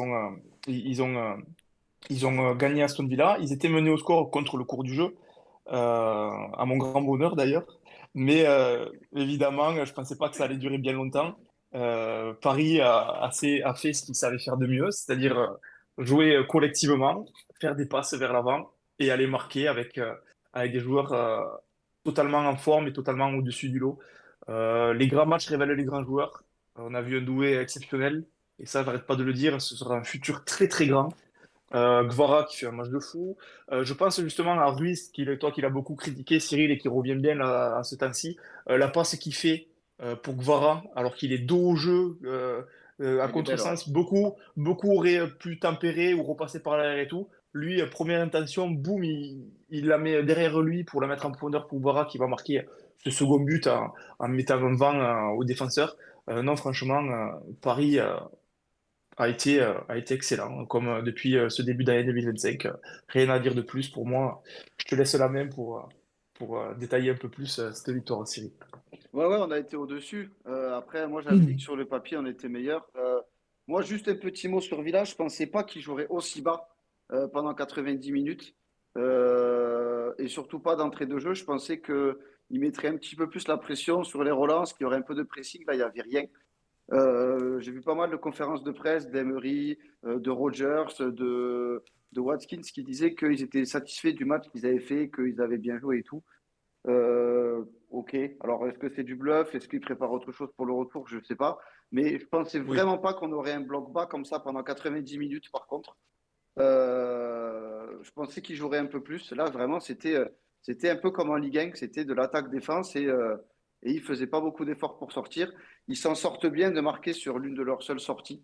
Ça, c'est encore un petit hic qu'il y a chez nous. On prend souvent des buts comme ça contre le cours du jeu. Ça avait déjà été le cas contre Liverpool. Ça a déjà été le cas en début de saison contre Atlético, contre le PSG et tout Atletico. ça. Par contre, ça, c'est un match qu'en début de saison, on n'aurait pas gagné. C'est un match où on aurait galéré pendant 88 minutes pour marquer. Et au pire, on aurait arraché le nul à la fin. On aurait perdu comme on a perdu Liverpool. Donc, ça me régale d'avoir gagné ce match. Et c'est passé par un collectif énorme. Grand bien appris à Désiré Doué de mettre cette espèce de praline en barre rentrante quelques minutes après l'ouverture du score. Ça a complètement permis à l'équipe de reprendre le mental, le pied sur le ballon, de se dire que c'était pas grave, que voilà, le score il était revenu égalité parce que les 30 premières minutes elles étaient excellentes. Puis après, marquer comme ça d'entrée de jeu en seconde mi-temps, ben, ça facilite le truc. On aurait pu en mettre plus, on aurait pu en mettre 4-5, ça n'aurait pas été volé. 3-1, ça fait quand même plaisir. Pour tout vous dire, messieurs, quand il y avait 2 à la 90e, je me suis revu vivre le but de Pastore contre Chelsea à 10 ans, où on gagne 3-1. Ah Et oui, et exactement. Putain. et j'ai eu une Sur le pensée bord dans de la ma tête, surface et tout, là. j'ai eu une Putain. pensée dans ma tête en me disant, putain, est-ce que si on le met, il va nous arriver la même au match retour? Pour autant, quand on a marqué le troisième, j'étais fier comme un pape dans mon canapé, évidemment, parce qu'il fait du bien. Ça concrétise un gros match de notre part et c'est toujours plus facile d'arriver avec 2 buts d'avance au match retour. On a mis 3 buts Totalement, parce que contre une équipe qui était très, très défensive et ils vont être obligés d'être c'est plus ce que j'allais offensifs dire. demain. J'ai du mal à penser qu'on marquera pas demain avec Aston Villa qui va devoir jouer le match beaucoup plus à fond parce qu'il y a 2 buts à rattraper. Je pense que demain, ça sera Barcola titulaire dans une Ah, optique de beaucoup plus de profondeur à contre-attaque. prendre parce que Villa jouera plus haut et on sait qu'il va si vite, Barcola. Donc je pense que ce sera lui qui sera titulaire dans cette optique-là. Je pense qu'ils ont travaillé les espaces. En tout cas, Ah, c'est mais ce que, c'est, c'est ce j'espère que qu'ils ont j'ai cru travaillé les comprendre. espaces. Parce que c'est Mais exactement ce qui va se passer. Aston je Villa, pense, ouais. ils vont se découvrir, ils vont vouloir aller de l'avant, ça va laisser des gros trous dans la défense. Donc là, il va falloir les exploiter à fond, justement, dans la profondeur. Et je ne vois, ouais, évidemment que si, même Aston Villa en défendant bas, et bien, ils en prennent trois. Et bien là, alors qu'ils vont se découvrir et essayer de jouer de l'avant au maximum, Paris va forcément marquer. Et dans tous les cas, je ne vois absolument pas Aston Villa remonter ce score demain. Ça, Et c'est sûr, Barcola à c'est la clair et place net. de Gvara ou à la Comment, place de ce que Désiré je nous Doué? souhaite. Ça, je ne sais pas, hein. Toi, tu ferais quoi? Je vois pas le milieu de terrain bouger parce que je sais pas, c'est difficile de les sortir avec le match de Ouais, les deux furieux sont qu'ils ont fait monstrueux. mercredi. Les deux, ils ont été exceptionnels. Le moins bon de l'attaque, ça a été Dembélé, mais pour autant, c'est le mec le plus décisif de l'année chez nous. C'est un cadre, je vois pas pourquoi il le sortirait. Après, on sait qu'il aime avoir la rotation, il aime impliquer tous les joueurs et dans une logique de un petit peu plus de profondeur, sachant que Gvara aime pas trop jouer à droite, il préfère être à gauche. Je dirais qu'il peut sortir Gvara du 11 pour Barcola et mettre Doué à droite. Je ne dis pas que ça va Ok. arriver, mais je pense que c'est quelque chose qui est possible dans vraiment une optique d'avoir beaucoup plus de profondeur. Et même si Gvara va vite, Barcola, il va à 10 000, quoi. Ouais. Et bien, mine de rien, tu vois, en tant que fan de foot, il n'y aura pas énormément de suspense sur ces quarts de finale retour. Mis à part le Bayern-Inter, je pense que c'est plié pour les trois autres quand même, hein. Je pense qu'on est tous un peu d'accord. Je vois pas C'est comment vrai. les trois ils peuvent retourner la situation. Mais on a eu des très beaux quarts de finale, par contre. Il y a eu des buts, des trucs exceptionnels, Ouais, il notamment y a eu des beaux l'Arsenal et le matchs, Real ouais. Madrid. Ça, c'est Ah, le c'était un Arsenal-Real régal. Madrid, Oui. c'est un truc historique, hein. Ça, on s'en souviendra toute notre vie, hein. Ça, on s'en souviendra toute notre vie. Et le Après, double coup franc, ça, A c'est perdu monstrueux. 3-0. Une fois, Liverpool a perdu 3-0 hein, au match Ouais. aller, hein. Et le match retour, Anfield, le plus beau match de ma vie. Voilà. Parce qu'on est même des équipes qui ont gagné 4-0 au match aller avant de perdre, hein. Ouais. Donc attention, le Barça, attention, messieurs. Ah, putain.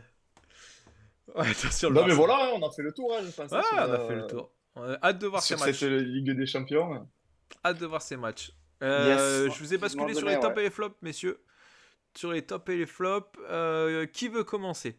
Qui veut commencer? J'ai quoi là? Dans l'ordre, j'ai Cyril dans l'ordre à gauche. Allez, Allez, let's go. je suis chaud. Je vais commencer par les tops. J'ai mis Mikotadze et Chevalier. Chevalier, donc c'était Toulouse-Lille ce week-end. Lille qui a gagné 2-1. Et Chevalier, il y est pour beaucoup, beaucoup, beaucoup. Parce qu'il a fait des arrêts très, très décisifs. Il fait pas un match exceptionnel comme il a pu faire contre le Real, l'Atlético ou autre, mais il a fait les arrêts qu'il fallait au moment où il fallait. Et si Lille repart avec 3 points, il y est pour beaucoup. Et c'est le cas de quand même beaucoup de matchs cette saison pour le LOSC. Là, j'ai parlé de la Ligue des Champions, mais en championnat, c'est pareil. Il fait vraiment une saison très, très, très, très, très costaud. C'est un jeune gardien français, ça fait plaisir à voir. Alors, c'était chiant pour Toulouse parce que Toulouse aurait mérité mieux, mais voilà, quand tu tombes sur un gardien comme ça, des fois, il faut savoir le dire. Et Chevalier est top, top, top, top gardien en Ligue 1, peut-être l'un des meilleurs. Et ensuite, j'ai mis Miko Tadze. J'en ai pas parlé tout à l'heure. J'ai surtout parlé du milieu de terrain de Lyon, mais hier, il a été exceptionnel. Il était Oh partout. oui.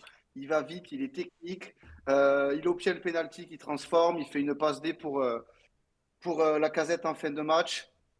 Il a pesé sur la défense auxerroise pendant pendant 90 minutes. Non, non, vraiment, il est très, très, très fort. On savait qu'il était bon. Ce mec, on l'avait vu les années précédentes, mais là, il est en train de vraiment le montrer. Et il y a comme une passe d'armes qui se fait avec Lacazette à Lyon, où c'est lui qui va vraiment devenir le leader d'attaque. Ça s'est vu sur le fait que c'est lui qui tire le penalty, qui le transforme, chose que pourtant Lacazette fait très bien. Donc, ouais, Mikotadze, vraiment à suivre dans les mois qui suivent et dans les années à venir à Lyon. C'est un vrai top joueur. Et hier, il l'a montré.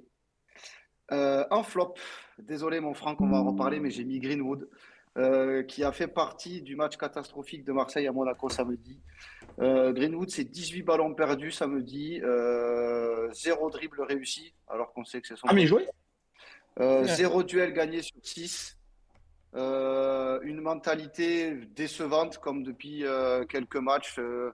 Voilà, il n'a pas envie, il n'est pas impactant devant, il ne fait pas forcément les efforts derrière. Il est à l'image un peu du Marseille qui va moins bien, mais c'est pas beau de le voir jouer comme ça quand on sait ce qu'il a apporté au club marseillais depuis le début de saison.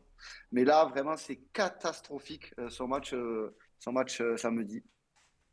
Et en flop, j'ai mis Nicolin, qui s'est permis une sortie à la fin du match de Oh Montpellier. oui. Donc Montpellier qui a une nouvelle fois perdu ce week-end, vous le savez, mais il s'est permis de dire qu'il y a beaucoup de joueurs pour qui c'était la fin, parce qu'ils pensaient surtout à leur propre intérêt et pas aux intérêts du club. Euh, j'ai trouvé que c'était le plus beau CSC de l'histoire depuis celui de Marshall contre le PSG.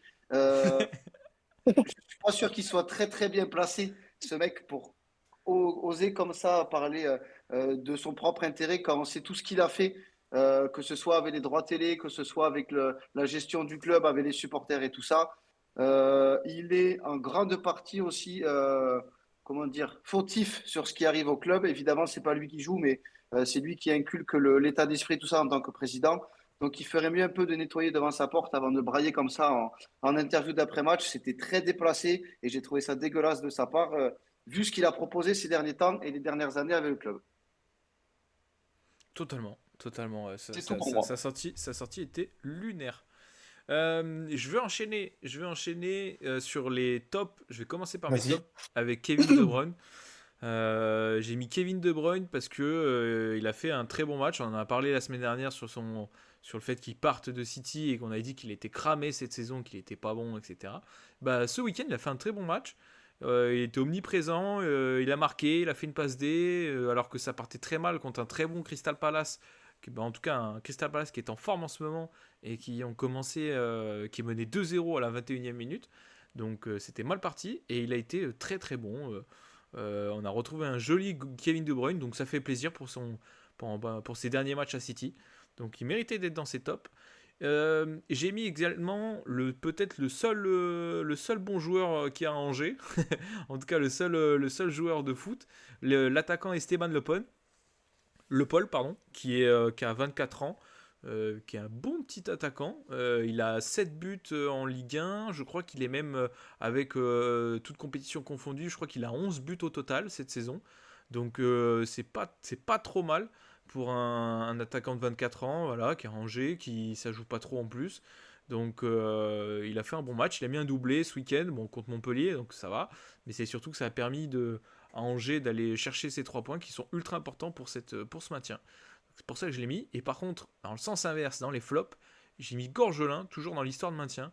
Je ne sais pas si vous avez vu les boulettes qu'il a fait contre Rennes, justement, qui a plombé son équipe, où ils ont perdu 5-1, ils ont pris une valise, hein. Mais les buts, le premier but, il fait une passe à son 6 alors qu'il était sous pression, et donc après ils prennent le but. Et il fait le deuxième, je crois, le deuxième ou le troisième, il tente un dribble face à l'attaquant alors qu'il a le temps, mais de 10 000 fois de faire d'autres choses, et il se rate complet. Et donc il a fait 2 boulettes énormes dans ce match, alors que le Havre joue le maintien. Donc il méritait largement d'être dans ces flops, ce petit Gorgelin, Mathieu Gorgelin, l'ancien lyonnais. Et allez, c'est à moi, du coup, à mon tour, en top, du coup, j'ai mis Nakamura, pas Aya, mais bien le joueur de Reims, qui, du coup, a mis un doublé ce week-end et qui est, du coup, dans la continuité du match contre Marseille il y a 15 jours où il avait mis un but aussi. Très efficace, parce que, bon, c'est sur des contre-attaques à chaque fois, c'est sur des les quelques occasions qu'a Reims qu'ils arrivent à marquer et du coup qu'ils arrivent à gagner. Donc voilà, il a mis un doublé, donc félicitations à lui. L'autre top que j'ai mis, qui a également mis un doublé, c'est Sanset, le joueur de Bilbao, qui est le jeune joueur de Bilbao, enfin jeune, il a 25 ans maintenant, mais qui est à 15 buts cette saison. Il est troisième ou quatrième meilleur buteur de Liga. Il Ah stat ouais? énormément, donc ça fait énormément du bien à Bilbao. Souvent la semaine, quand je regarde les résultats, je le vois que c'est lui le buteur. Donc, grosse saison qui vient se classer du coup dans les top buteurs de Liga. Donc voilà. Et en flop, je voulais mettre Mbappé, mais j'annule. J'en ai deux autres. Donc Mbappé, bon, il a été nul, donc il méritait d'être dans le flop. Mais j'ai trouvé deux flops encore mieux. C'est Asensio. Donc Asensio, qui, malgré la victoire d'Aston Villa ce week-end, a réussi à rater deux pénaltys dans le même match, ce qui fait de lui le quatrième joueur de l'histoire de Première Ligue à rater deux pénaltys dans le même match. Donc félicitations à lui. Et le deuxième flop, du coup, c'est Sneijder. Alors je ne sais pas si vous avez vu, il a fait une sortie de ouf après le match entre le Real et Arsenal. Euh, il a dit euh, il a dit que les coups francs n'étaient pas impressionnants. Donc je vais le citer. Il a dit: Je ne trouve pas ces coups francs si impressionnants. Ça peut paraître étrange, mais c'est extrêmement facile de donner une telle courbe à un ballon quand on sait frapper, et je m'y connais très bien. Le mur est fautif. Ce mur n'est pas au bon endroit pour ce premier but. Un pied droit ne devrait jamais pouvoir tirer autour du mur sous cet angle. Ce n'est pas autorisé. Ça semble très difficile, mais pour un droitier, c'est très facile. Et sur le second but, il a dit: Le deuxième but vient de très loin. On voit Courtois faire un pas vers la droite, ce qui ne lui laisse aucune chance de couvrir son propre coin. C'est dû à l'incertitude provoquée par le premier coup franc. Donc, si tu es capable de dire que ces deux coups francs, eh bien, c'est trop facile, et bien, au bout d'un moment, on va te faire encadrer. Et comme dirait Nathan, un pote à moi, je retiendrai que toi, ton passage à Nice, enculé. Voilà.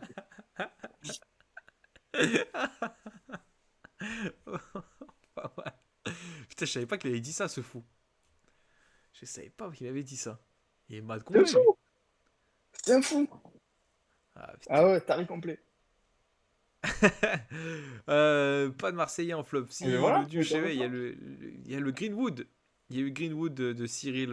Bon, on aurait pu mettre tout Marseille, surtout toute la défense.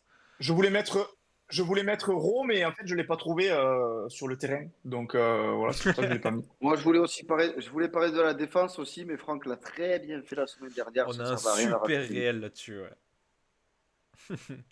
Bon, messieurs, je vous propose qu'on finisse tranquillement. 22h30, on finit tranquillement par le petit jeu, par le petit quiz. Non, c'est Cyril qui avait un joueur, qui avait un très bon joueur, je crois. Moi, j'en ai un. Putain, j'en ai un aussi. J'en ai un. Ah, J'espère qu'il va vous faire travailler celui-là. À voir. allez-y, messieurs. Mon Artigus, je te laisse gérer le chat. Du coup, je démarre ma carrière en 1988 à Schalke 04 et j'y reste jusqu'en 98. 98-99, Milan AC. 99-2003, Borussia Dortmund. 2003-2008, Arsenal. 2008-2010, Stuttgart. Et je finis ma carrière à Arsenal en 2011. Schalke Oh, 88-98, Milan 98-99, Borussia Dortmund 99-2003, Arsenal 2003-2008, Stuttgart 2008-2010, puis Arsenal en 2011. ah putain, je pense que. Attends, putain, ça me parle. Comment il s'appelle? Euh, Un Allemand, un Allemand du coup ancien. Putain, je le vois. Il avait pas les cheveux mi-longs un peu qui lui tombaient sur le front là et tout. Alors il y a Franchement, Thibaut qui dit Larsson ou Louchberg. Ouman l'un il ou dit l'autre. Jans.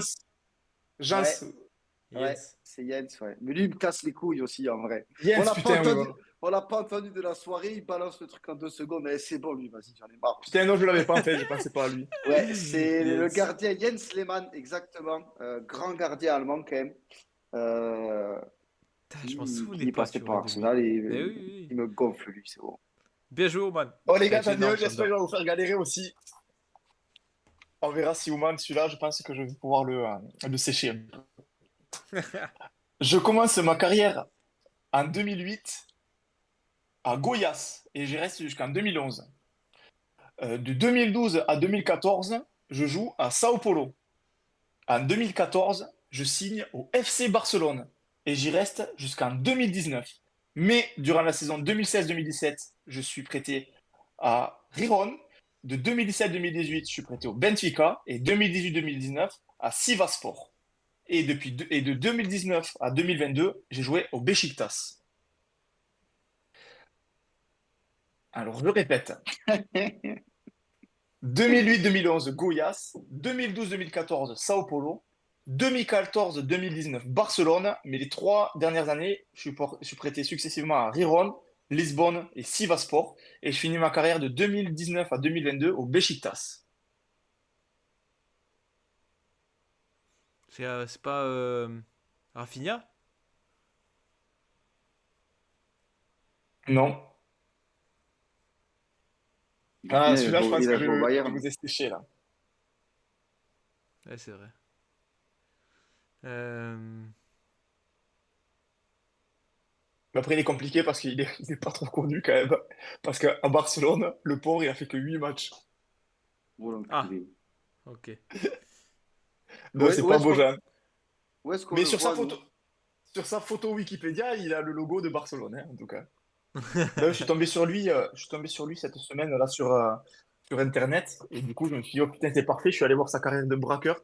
Mais en vrai, Mais Bon, c'est pas déjà, on genre est un pas d'accord si ancien qu'il est, on est Brésilien en révolutionnaire de mode d'accord, lui. en mode on est c'est le d'accord futur qu'il est pépite et brésilien, tout, quand même. futur crack. C'est un Brésilien, ouais, c'est un Brésilien. On l'avait pas genre Si, annoncé si, comme parce une qu'il maxi fait crack. 135 matchs à Sao Paulo. Si, il fait 135 matchs à Sao Paulo entre 2012 et 2014. Et à 2014, c'est le Real c'est le Barça qui le recrute. Adriano? Du coup, non. Enculé. Ouais, c'est du style putain, attends, comment il s'appelle? Mais c'est en même temps que justement les débuts où on entend parler de Vinicius et tout là.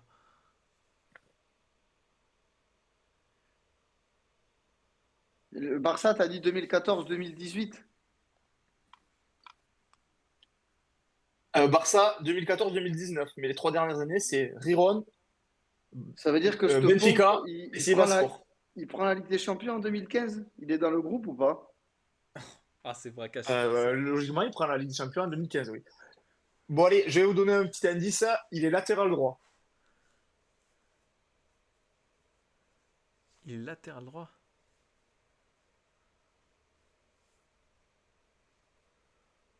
Wow, Aïe, aïe, aïe. un latéral droit brésilien qui était censé être énorme Non, lui, il au était beaucoup Barça trop dur, je pense. et qui était censé être énorme. Cicinho ou un truc comme ça, là? Non, comment il s'appelait, lui? Non, là, je pense qu'on peut jouer toute la nuit, en vrai. Je pense Ah que non, même non, si je non. vous montre sa ganache, là, vous le trouverez pas. Ici, on va trouver.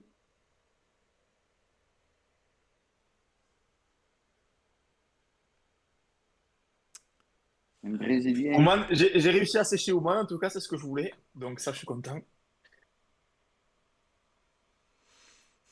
En Il a tout fini cas, où à là où on peut Sivasspor? avoir peur, c'est que si Oman ne trouve pas, eh bien, nous, on est mal. Ouais. À À Beşiktaş de Beşiktaş. 2019 et 2022. À Beşiktaş.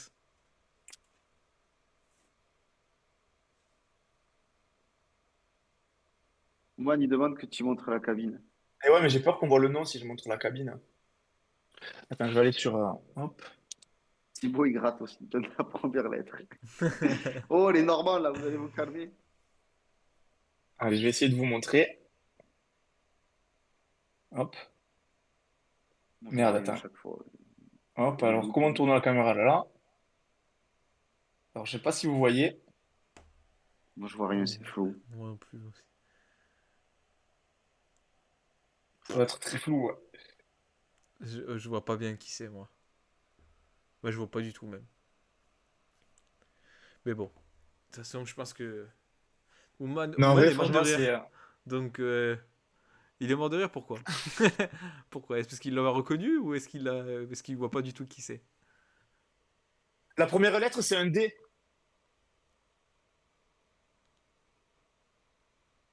La première lettre, c'est un D. Waouh. Ah, mais le mec, je l'ai pas, hein. Je, je sèche.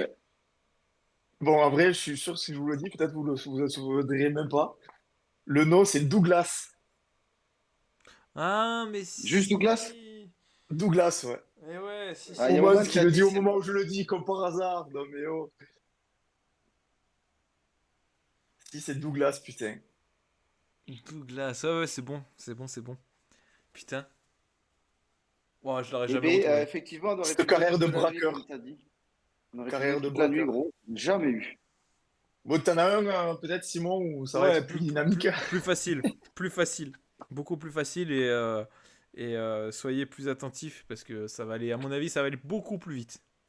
Alors, j'ai commencé en 2008-2009 au RC Lens. 2008-2012, je vais au Stade Brestois. 2012-2015, je vais à Lille. 2015-2017, je vais à Saint-Étienne. 2017-2018, je vais à Metz. 2018-2020, je vais à Guingamp. 2020-2021, je vais à Nîmes. Charbonnier? 2000 Qui? Charbonnier? Non. Et 2021-2023, Châteauroux. Et je finis à Châteauroux. Monet Paquet? Non. Donc 2008-2009, Lens. 2009-2012, Stade Brestois. 2012-2015, Lille. 2015-2017, Saint-Étienne. 2017-2018, Metz. 2018-2020, Guingamp. 2020-2021, Nîmes. Et 2021-2023, Châteauroux. Nolan Roux. Oui, Ah, monsieur. putain, bien vu, Nolan. Bravo, bravo. Nolan Roux, l'enculé. Bien ouais, bien ouais. Nolan Roux, d'ailleurs, petite anecdote sur Nolan Roux, à Lille, quand il fait Je sa grosse cherchais saison à justement de. Lille, il, il y avait des grosses rumeurs de lui à Liverpool.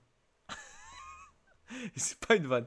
Il Eh était, ben, ouais, eh ben, parce qu'on était, après c'était la période sombre de Liverpool hein, à ce moment-là. On avait Ricky Lambert devant. oui. C'est pas la plus belle époque, ouais. Oh, Totalement. ça se clash dans le chat. On a Oman qui dit oh putain, Thibaut, il est formé à Malherbe, au Malherbe de Caen et tu le trouves pas. Aïe aïe aïe. Ouais. Malherbe de Caen qui a presque entériné sa place en national ce Aïe aïe week-end aïe aïe. avec un match nul à Rodez. Je sais pas si le Duc était au stade. On fera Si, il y était vendredi soir, je crois. on fera une émission, on fera un sujet Ligue 2 Oh quand non, même. c'est Axel qui y était. On fera un sujet Ligue 2 pour la fin de saison, notamment pour préparer l'année prochaine avec surtout les barrages et ceux qui vont Avec les monter en Ligue barrages et 1. tout. Ouais, on se fera un petit sujet Ligue 2 l'année prochaine. Bah l'année prochaine, pardon. En fin de saison pour l'année prochaine justement. Donc Yes. bon bah 22h40, c'était une belle émission messieurs. Merci en tout cas, merci à tous dans le chat, merci Thibaut, merci Ouman d'avoir été bien présent, merci le Duche, merci tous ceux qui sont passés, Théo qui est passé, il y a les Nico et Sergio qui sont passés vite fait. Merci à tous d'avoir suivi. Passez en tout cas une excellente soirée. On vous remercie. Yes. Suivez-nous sur les réseaux et Merci, passez une très bonne messieurs. semaine On vous de Ligue des embrasse. Champions. On fait des gros bisous. Et Bisous, surtout, bisous, les gars. n'oubliez pas, comme disaient les footix, le Real Madrid va se qualifier face à Arsenal.